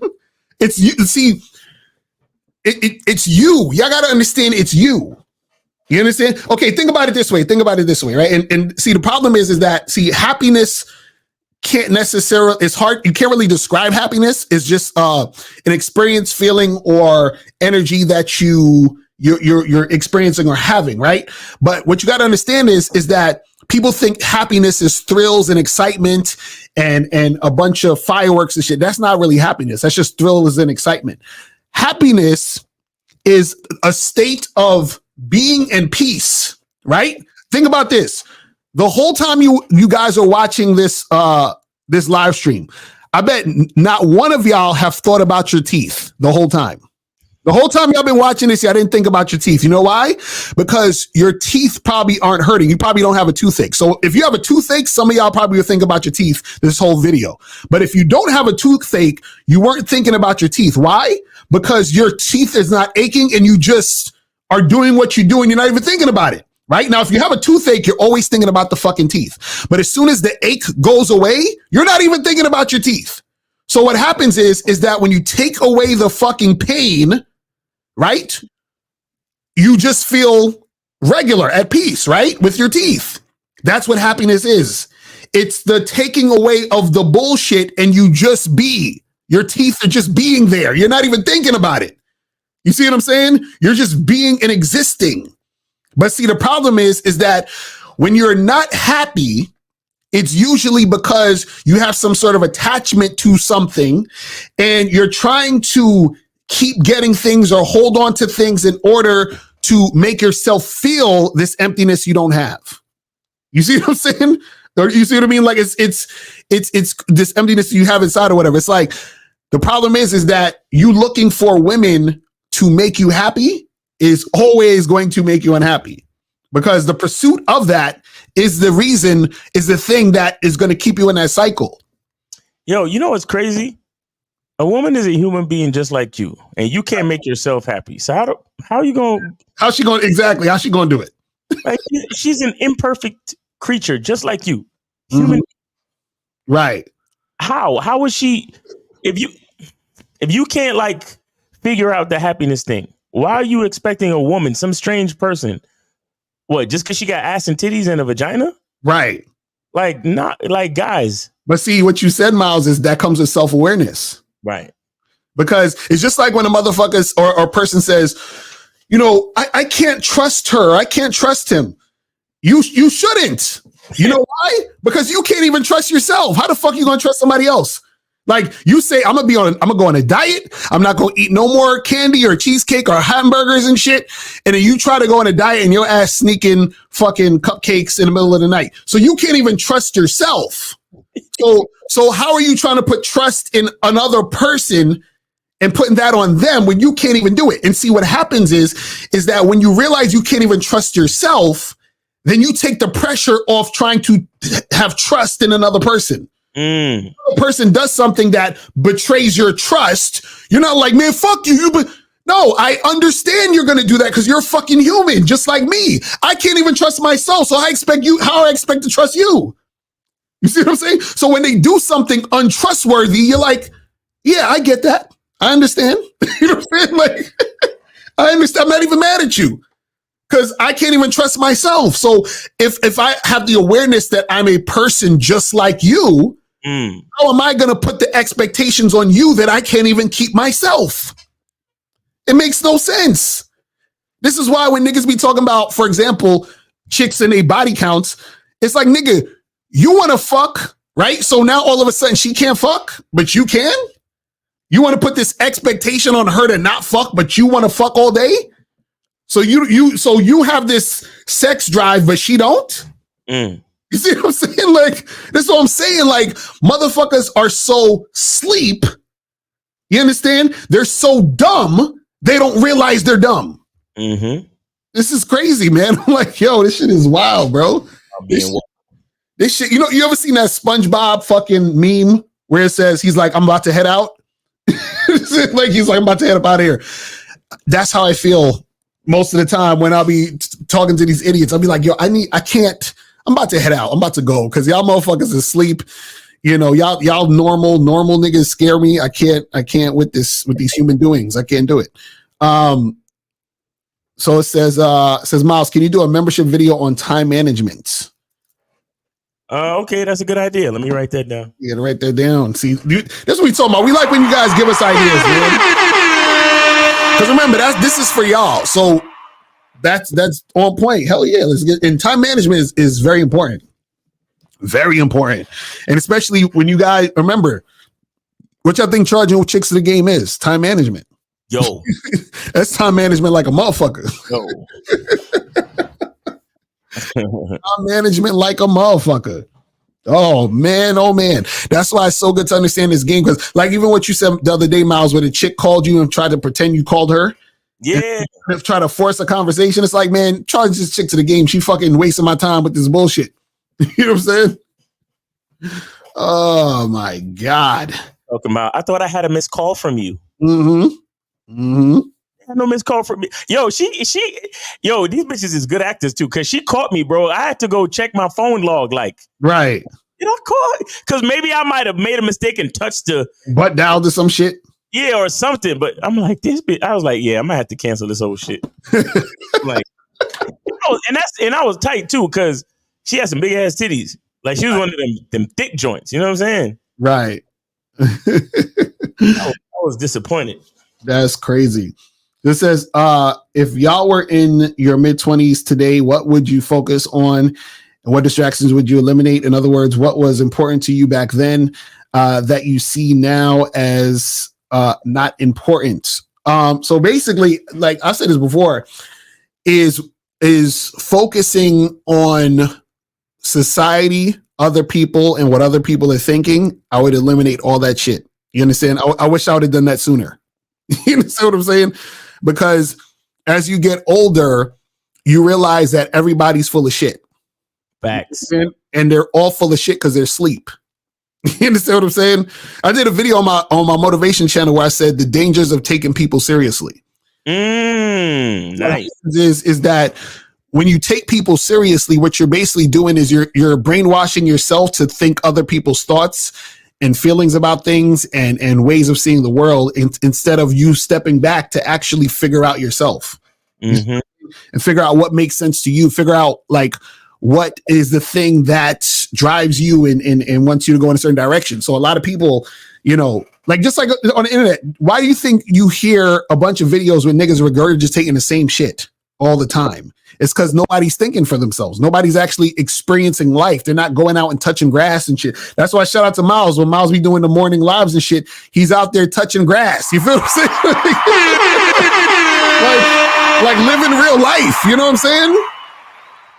Like, yo, living real life is beautiful, man. And I think the internet has caught, like, it was funny because I saw this girl's TikTok and I was like, this is brilliant what she was saying. She said that she asked the question, she said, are we ghosts? And what she means by that is ghosts are beings and entities that are stuck between two dimensions. So she said you have your internet personality and then your real life personality. So she's like, we're stuck in between these two fucking dimensions of the internet and then actual real life. Wow. And I'm like, that's some real shit. And so it's like, what happens is that people, you know, they get so influenced by the internet shit and then they disregard the real life shit. And what I feel like we try to do is really bring the reality to the internet. You see what I'm saying? Whereas the internet seems like to try to be this world of illusion. You see what I'm saying? But and this is why it's so tough, because we're bringing the reality to the internet and saying, hey, listen, guys, when you actually go outside and log off, this is what to expect.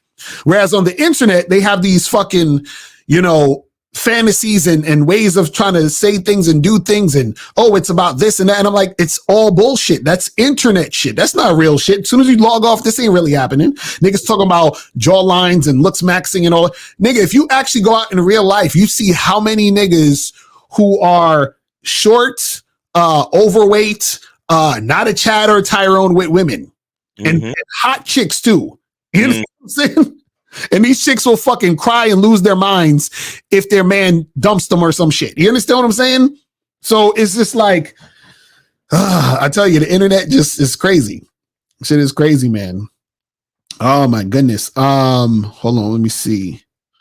You said, is thinking women won't find you attractive a form of self-hate?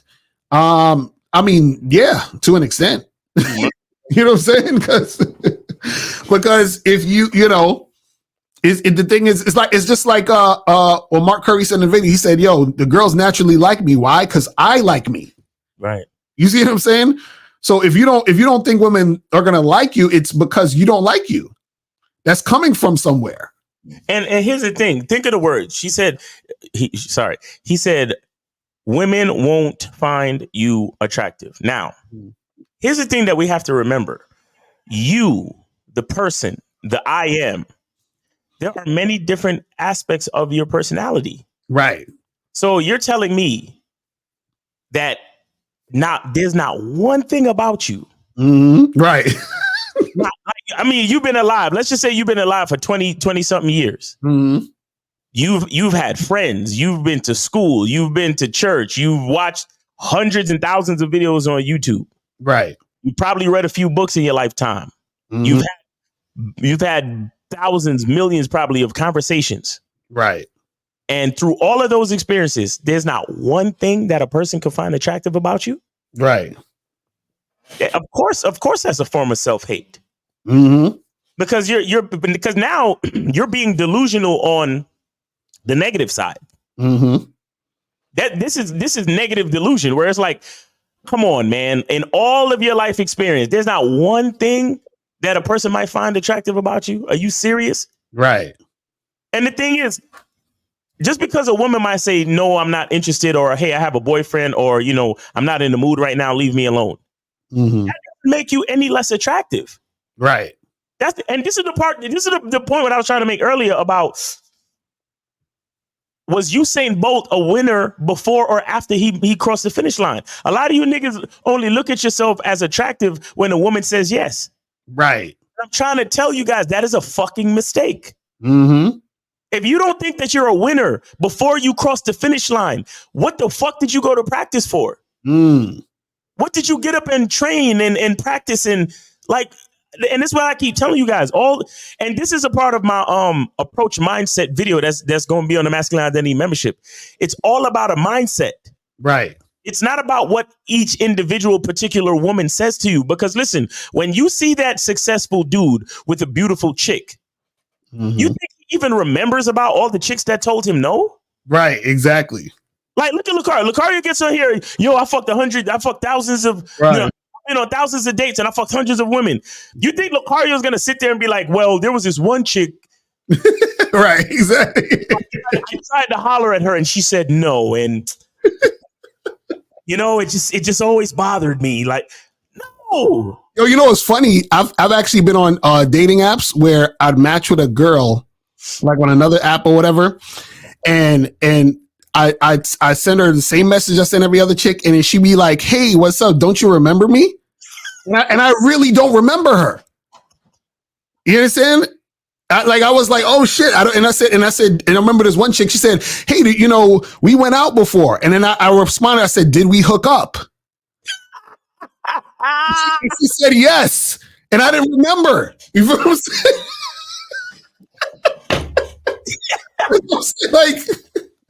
Like this is a chick I already hooked. I didn't even remember. Crazy, man. This is what I'm saying. Like, man, ain't nobody give a fuck about that shit. It's not serious. Y'all dudes hold on to these quote unquote rejections. Really hold on to them. And again, this is what we talk about. We talk about being grateful. Right. Just be grateful that you're going out. Be grateful that you're having a decent time, meeting new people, so on and so forth. Just be grateful. Understand? But y'all, she said she had a boyfriend. Oh, woe is me. Oh my God, I'm a victim. I'm a victim of this dating game, bro. Right. Like, take it easy, fellas. Like, that's a fact. You got to be more appreciative. You got to enjoy life a little bit more. You can't let all these things fuck with you, man. Because when the whole point is the journey and getting what you want out of life.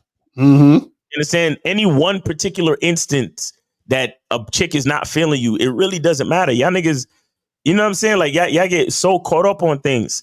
And no, you're not the winner when the girl says yes. You're not. Because if it took for the girl to say yes to make you a winner, you're a fucking loser.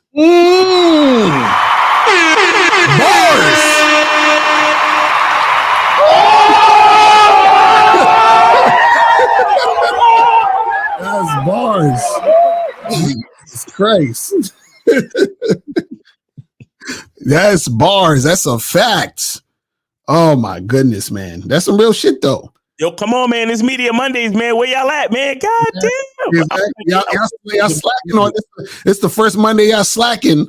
You feel what I'm saying? Y'all supposed to be coming with tracks every week. All y'all rappers, y'all need to be in the studio cooking up every week. Listen, y'all gonna make this why Drake is number one. Y'all gotta knock Drake out the spot. Drake's still putting out shit like he trying to get on. What y'all talking about? You feel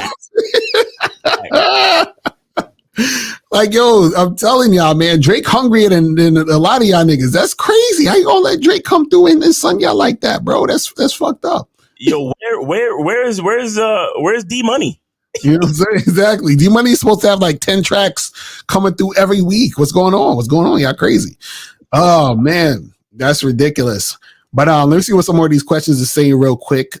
This says, do you ever go to nightclubs? I always feel above everyone whenever I go places that involve alcohol. You said you always feel above everyone? What do you mean above everyone? What does that mean? So you saying he's saying he feels better than everybody? Is you feel superior? Is that what you're talking about? Slime? You know what I'm saying? See, and that's the problem. The fact that you feel above everyone is actually showing insecurity, because then that would mean that there's someone you're going to feel below. And then you're going to think that means that there's something wrong with you in relation to that other person. You see what I'm saying? You see how the language exposes? Because there's actually no one above or below. You understand? And it's really a thing where it's all connection. And when you're asleep, that's when you think you're above or below someone. So if you were in an environment where there's no alcohol, where would you be? Right, exactly. You know what I'm saying? Oh man, that's crazy. All right, so this one says, Akari Miles, how to be not affected by other people's energy and opinions about me. Focus on your masculine identity. You understand? Because the reason why you feel affected by it is because you doubt yourself. If you have no doubts about yourself, you can't be affected. Exactly. Because if somebody came up to me and said, hey, you're not Locario, you're Slim Shady, I'd be like, not really. You know what I'm saying? What are you talking about? Like, I don't know what you're saying. Like, I would just laugh at them. Like, actually, I'm not Slim Shady. Like, what are you talking about? I'm not gonna be here like, man, I don't like that he said that I'm Slim Shady. Am I Slim Shady? Maybe I am. Maybe I don't know. Listen, I was having a conversation with myself the other day, and I was like, you know, the thing that I know that I'm right about all the time, I'm never wrong, is I'm never wrong about myself. Never. You understand what I'm saying? Never. I'm never wrong about myself. So a lot of people, what they'll do is they'll try to get you to believe that you're wrong about you. Exactly. Ain't that weird? Like, how you going to tell me I'm wrong about myself? That don't make no sense. The one thing that I have some sort of control over. Right. Cause like, yo, it was this video this short that I put out the other day. I think it was when you was on the Manhood and Skill Set show, and you were talking about how you know, you would never cheat on a woman because, you know, the chick's gonna know she's not gonna be the only one, and so forth and so on. So that clip got like 17,000 hits on YouTube, right? And people in the comments was like, oh my God, he's so toxic, and he's going through a bunch of pain. And I'm like, what? You see what I'm saying? And that's people trying to tell you about yourself. No. Niggas know exactly why they're saying what they're saying. You see what I'm saying? But what people will try to do is they'll try to say that you're wrong about yourself. No, I'm never wrong about myself. Never. Not one time. You understand? And then furthermore, I'm always right about what I know. Do you understand? See, and this is the difference between actually having experience and not living on the internet, looking at statistics, all this other shit. Because when I say I'm always right about what I know, what I'm saying is that I have the experience to understand that I'm right about what I know. Whereas the other person has a theory about what they think is right. So for example, you might have a person that say, listen, I've been with this many women, attracted this many chicks, been out this many times with women, and so forth and so on. Not only that, I've actually coached hundreds and thousands of men and taught them the things that I knew to make the things happen, and they made it happen. Also, I have other friends who have the same amount of game as me doing the same types of things. So I know this.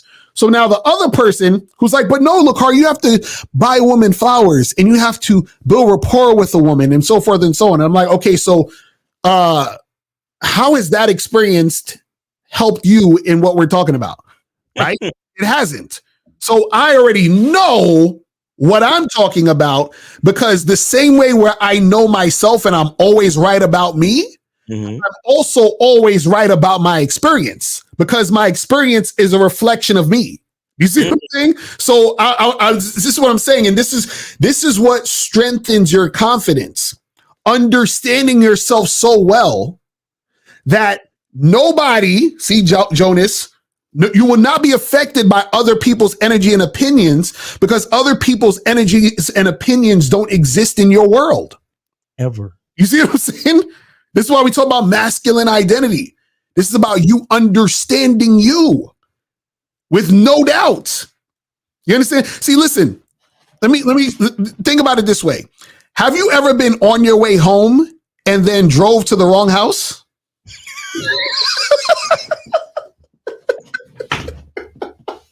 Like, you've been living in this place for 7 years and you driving from the movies, I'm gonna go home, and then you park in somebody else's driveway like, wait a second.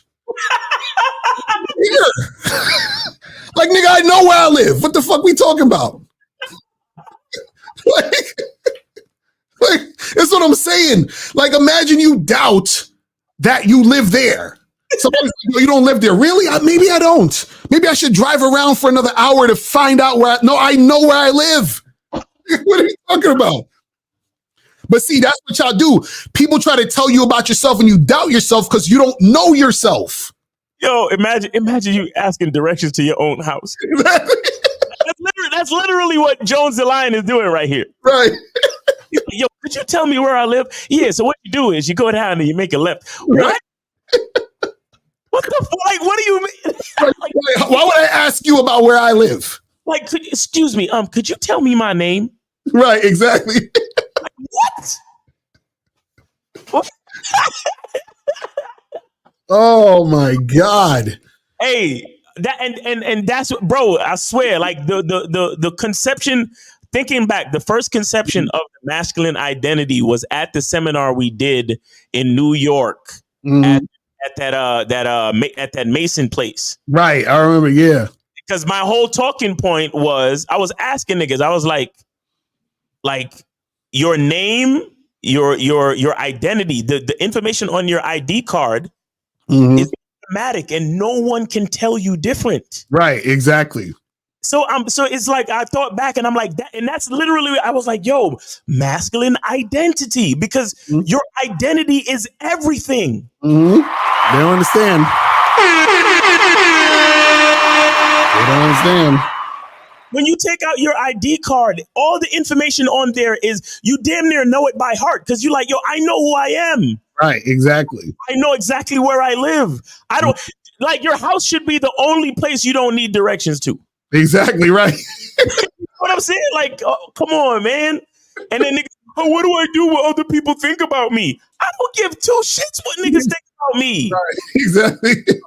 And that's why you gotta love old people.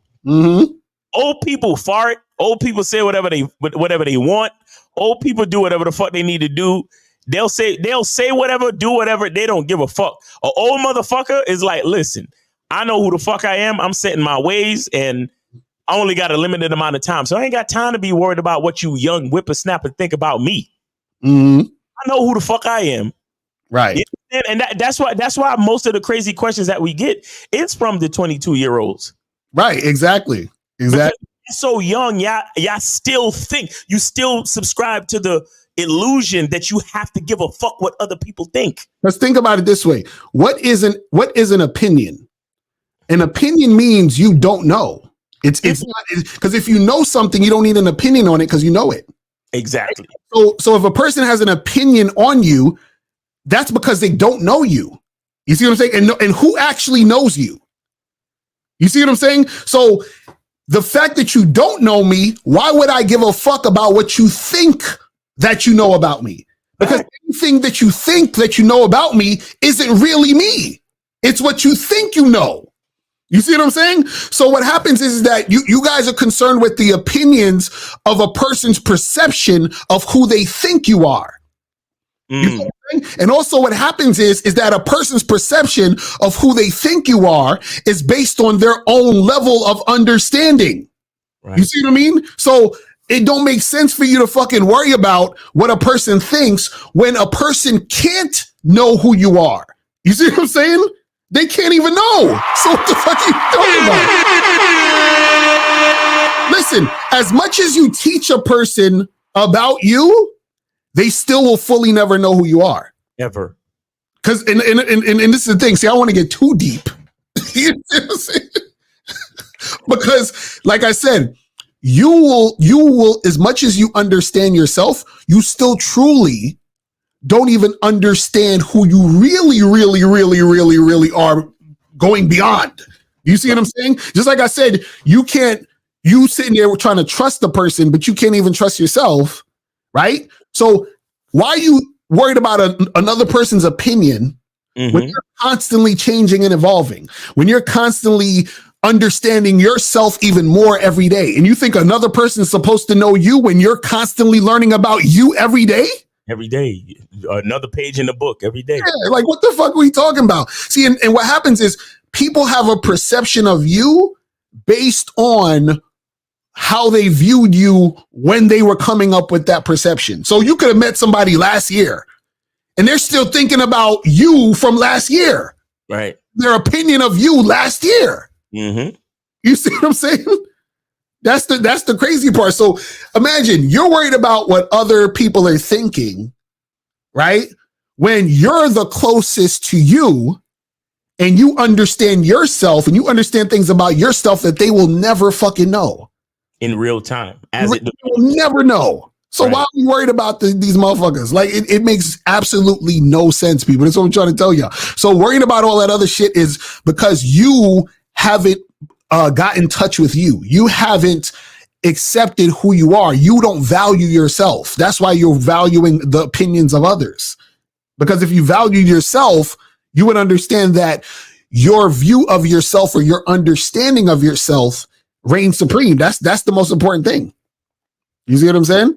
So it says, what do you do with a woman that settles for you when you're married? Do you charge her or just deal with the situation? Well, this is the thing. Stop begging chicks to be with you. And then have women that settle for you. You see what I'm saying? It's that simple. Like, so what happens is that when you're a guy who is an attractive guy,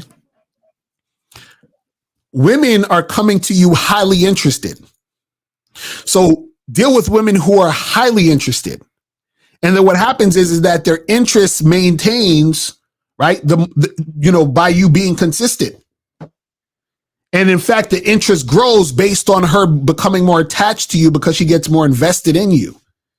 Right? Whereas the woman who is settling, and I say it this way, check this out. You know how a chick is settling? Tell her to do something, and if she gives you resistance and you still keep fucking with her, she's settling. It's that simple. Like, as soon as you see, that's the problem.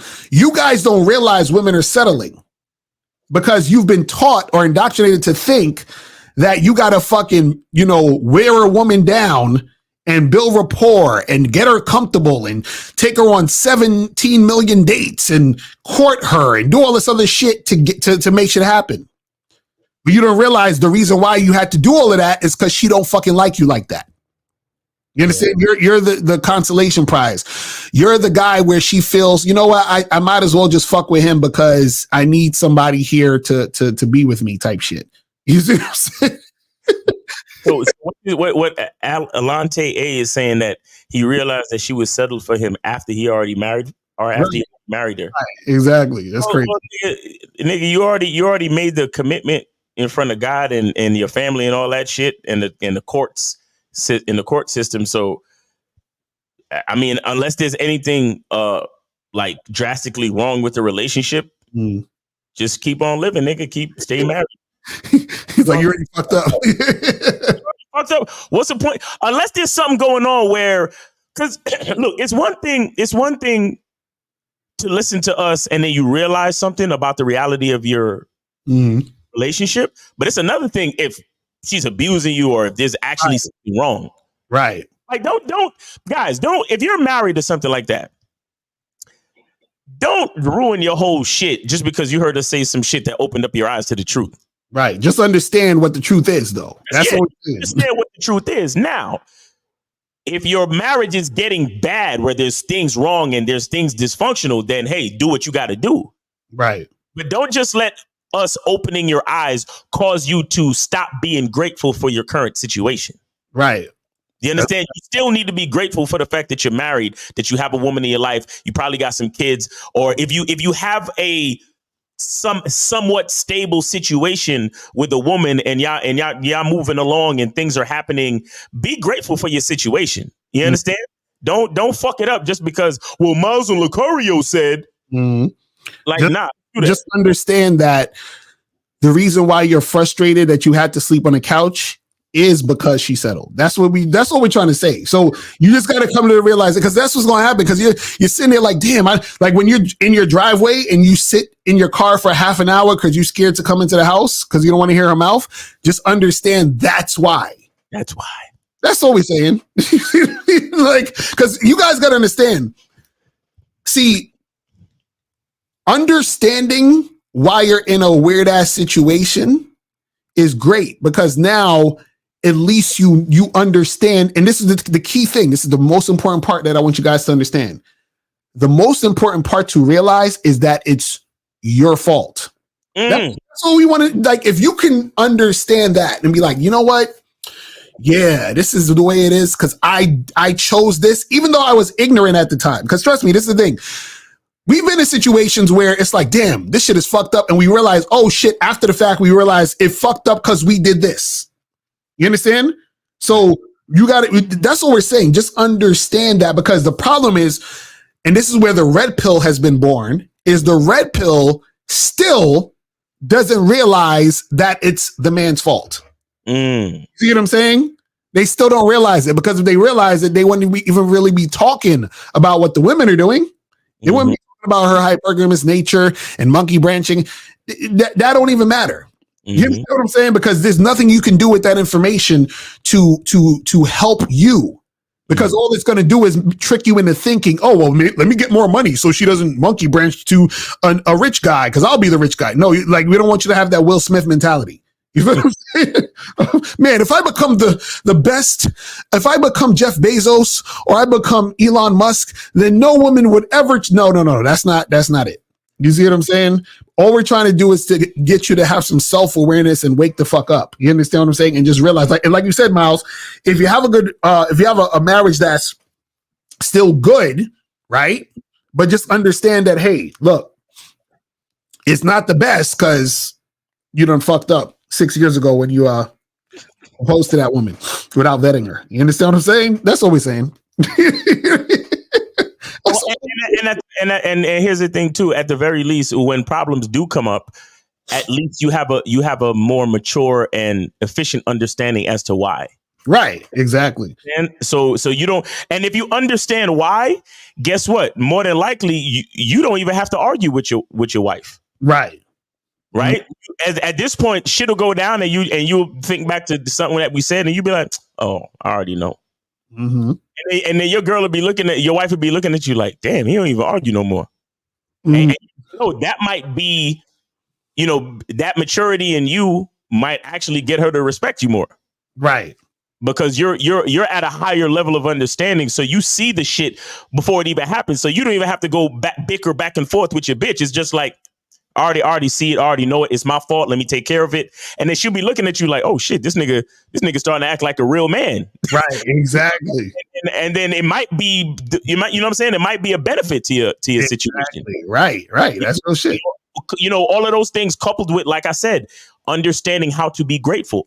You understand? Because like I said, if you're married, look, for the most part, on some regular shit, you're doing better than most niggas. Because what? Most niggas is just trying to get into some pussy. At least you married. Right. Now, if sexless marriage. Right then. Maybe you need to schedule a consultation, get some coaching and shit like that. But other than that, nah, you should be straight, man. Just, understand what it is and carry on. And again, be grateful. You know what I'm saying? And that attitude may end up helping your situation. You feel me? Exactly. So he said, so how can people say God make them happy or being religious brings them happiness? No. Ain't nobody happy with religion. Let's keep it real. No, understand. When people say God, what they talking about is whether they know it or not. The reason why people say God make them happy is because they're really talking about the God within themselves. So again, it's themselves. Right. Exactly. That's because that's basically what it is that, again, it's and this is my perspective. It's the trick of thinking God is only outside of you. Exactly. You know what I'm saying? That's the trick. You know what I mean? And that you have to, look outside of you to get what you want. It's the same fucking trick, bro. It's the same thing. You understand what I'm saying? Like, I'm nothing. Everything else is everything. and I need that thing to make me something, which is the weirdest shit ever because everything's fucking connected. It's just like, it's so like, it's just simple math, people. You know what I'm saying? It's simple math. It says, I got a Bad Boy Says Master membership idea for you guys. Conversation skills for dates. Like you guys can come up with stuff to talk about on the first date. So I actually have a program. I have a program of things not to do on the first date, but generally speaking, the first date really is, to feel the situation out and to, let the chick know or see how well she's following your leadership and see how receptive she is to, your building sexual tension. You feel what I'm saying? Yep. That's really what it is. If she is to your flirting. Right. Because a lot of times all the other stuff around that is just fluff that's actually meaningless at that point. Exactly. You know what I'm saying? Like, that's why I don't talk to, like, there's no reason for me to talk to a woman before a date. For what? But that has nothing to do with the point of us meeting and interacting with each other in person. Mm-hmm. You see what I'm saying? Ain't nobody trying to get to know you and all that other stupid shit. Oh, my bad. I had clicked on this shit. Can you do a video going in depth on having amnesia? Oh, I already did. Leave me alone. I already did. He said, play that new track. All right, I'll probably play that shit. You know what I hate when I play certain tracks and fucking YouTube give that copyright shit? I'll be like, bruh, like, I this shit, nigga. Like, fuck you talking about? Does books like The Art of Seduction by Robert Greene introduce a good foundation of game? I don't remember, like, I remember reading some of that, but a lot of it, from what I remember, it's still fucking, Fuck Robert Greene. Read this shit. Right.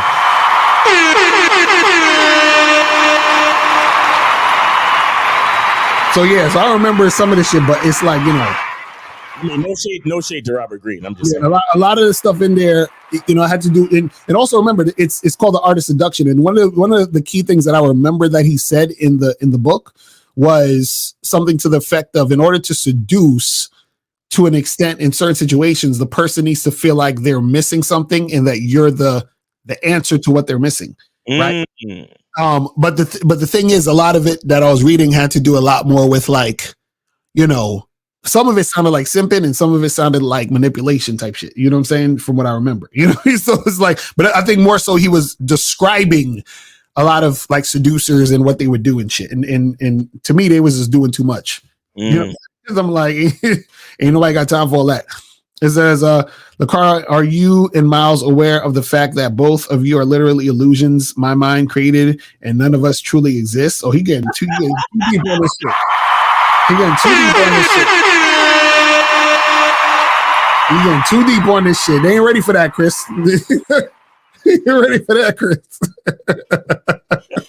They're not ready for that shit. Oh my goodness. We're not really here. Exactly right. You know what I'm saying? Like, I'm telling you. Like, hey, listen, don't think you can bend the spoon with your mind. That's impossible. Right.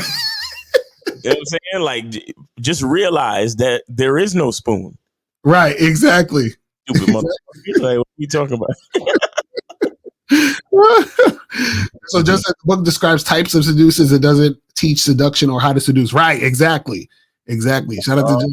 Oh. Yeah, so shout out to Justin. Yo, Justin is on it. Just to be known. That's crazy. I gotta reach out, man. I want to do a collab. I gotta reach out. Yes, sir. Yeah. Let me see. Holding on. All right, where we at now? So it says, would you say that settling down and settling is the same thing?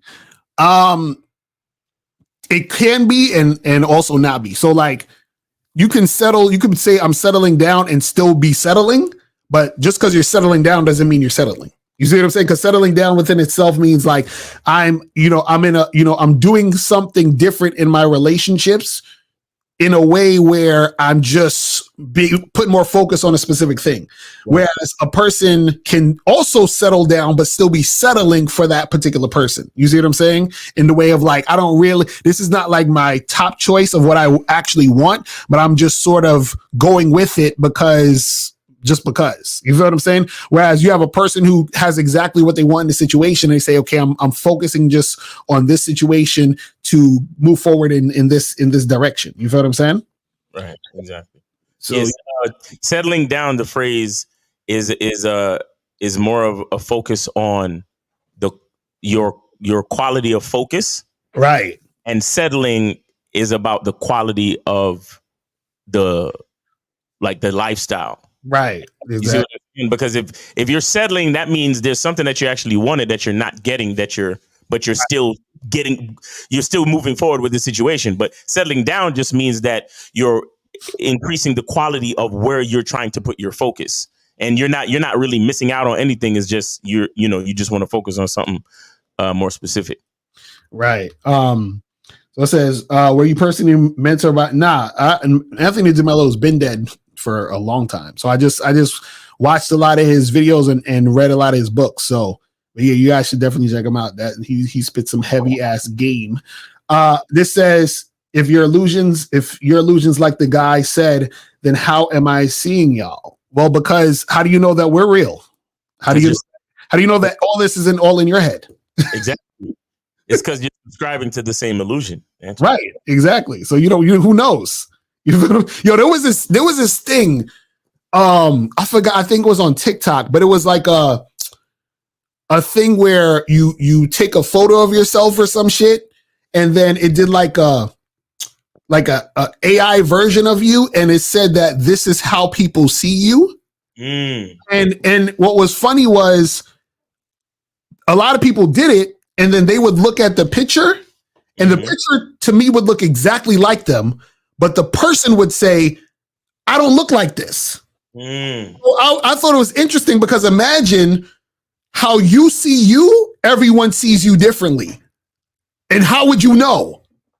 You could never know. That's the weirdest shit. So like in my eyes, I'm seeing myself looking a certain way, but everyone else in the world could see me looking entirely different. I would have no fucking idea.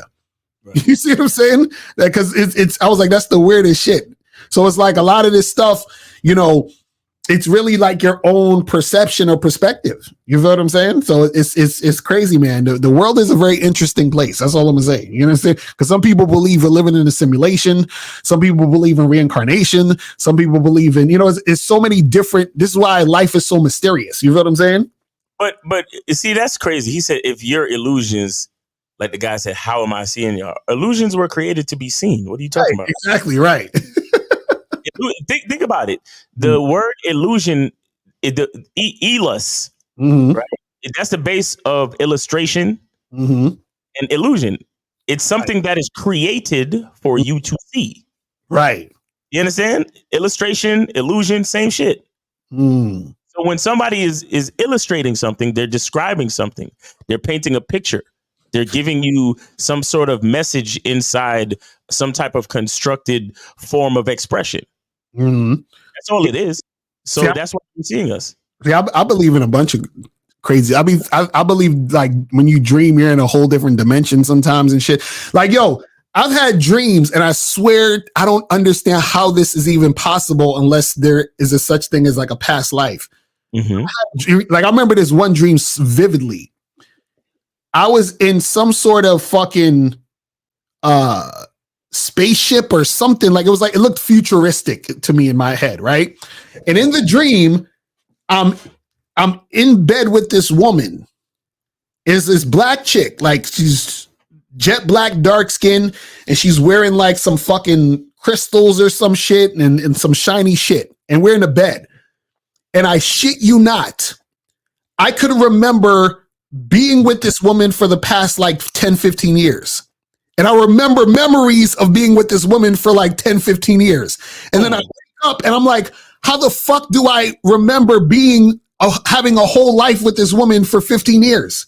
Oh my gosh. And I was like, and I've had dreams like that where in the dream I would be chilling with someone and I know this person and I've known them for years, but this is just a dream. How the fuck did I have all this information and time span for decades that I experienced this in a fucking dream? That don't make no sense as far as time is concerned, right? No, that's the thing. Time is relative. Right. That's what I'm saying. So it's like, it's something like time is even a fucking illusion. Yes. No, real shit. It's crazy. Because I'm like, how do I remember this whole life with this motherfucker? That shit is like crazy. Like, I'm like, yo. And in some dreams, I'm not even me. It's like I'm a whole different person. Hey, let me tell you, shout out to this show, Invincible, right? Mm-hmm. It's crazy. All of the clone shit that they talk about, like the cloning plot points in the show, where they give you the memories. Like, you know, those two blue guys who he keeps recreating himself, and he always creates two of himself. Right. Mm-hmm. Whenever one dies, he creates another one, and they always argue about which one is the clone. Right, exactly. He installs the memories up to the point of the cloning. Mm-hmm. Time, so they always argue about which one is the clone. And in the most recent episode, one of them was horribly disfigured. Yeah, I saw that shit. And then he created himself again, and then he was like, man, I'm sort of glad, because at first he was complaining. It was like, yo, you fucked me up, I got deformed, and now he's like, I never thought I would be happy about this happening to me, but now I always know which one is the original. Right, exactly. Because he cloned himself as the original with the deformity, but his clone came out looking perfect. So he's like, now I always know which one is a clone. And his clone fucking poisoned him and murdered his ass. Wow. Now he's getting ready to make a new clone that is equal to him. Right. And no one will ever know who the actual clone is. You understand? And the reason why I bring that up is because you're talking about like memory installations. Right. You understand? Time is relative, bro. Right. It's crazy. Because memory, if you think about what memory is, it's just information that has been logged over time. Right. But if time is relative, then information is also relative. Exactly. You see what I'm saying? Information over time. The denominator is always the commanding force of the equation. Mm-hmm. If it's information over time, then time is the deciding factor. And if time is relative, then what does that say about information? Right. It's crazy. This has been a very deep, esoteric show. That's a fact.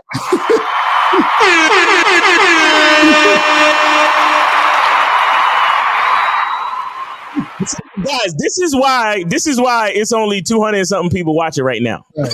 Now that's some real shit. The Lao Tzu quote. He said, "I went to sleep and dreamed I was a butterfly. When I woke up, was I a man who dreamt I was a butterfly, or am I a butterfly and I'm dreaming I'm a man?" That's some real shit, though. That's what I'm saying. Like, how do we know? Who knows? This is so crazy, man. This is why game is so infinite. Who the fuck knows? The more you know, the more you don't know. Yo. It's crazy, man. That's what I'm saying, man. It's like, it's deep. So this is why I'm like, y'all worried about what somebody else, one of these sleep motherfuckers in these human doings are worried about you? Like, you really give a fuck about that? When they don't know nothing? Like, I'm like, nigga. Bro, niggas don't know shit. Yo, that's crazy. But guys, man, we about to wrap this up, man. So yes, man, we appreciate y'all. Remember, guys, listen, man, next week y'all gotta come with that heat, bro. You gotta come with that fucking heat.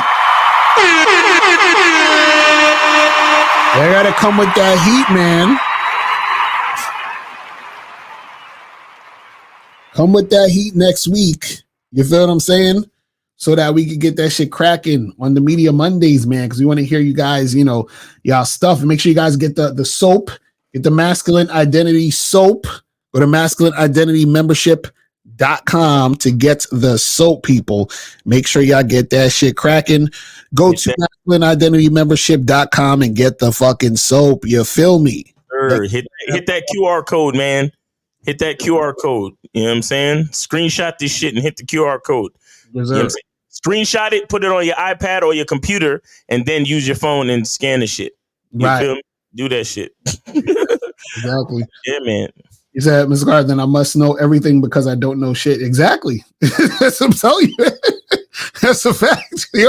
I'm telling you, it's trippy. That's what I'm saying. Like, the shit is like, that's why I said it's so many, like deeper levels, man. So it's like, y'all can't be worried about surface level shit where niggas talking about you and work.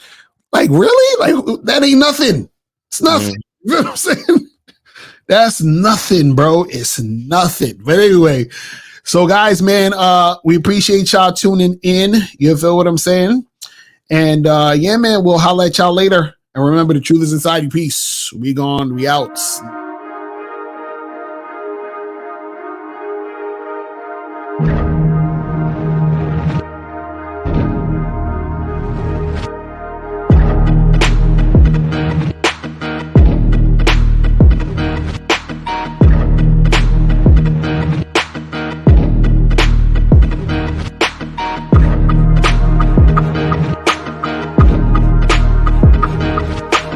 I am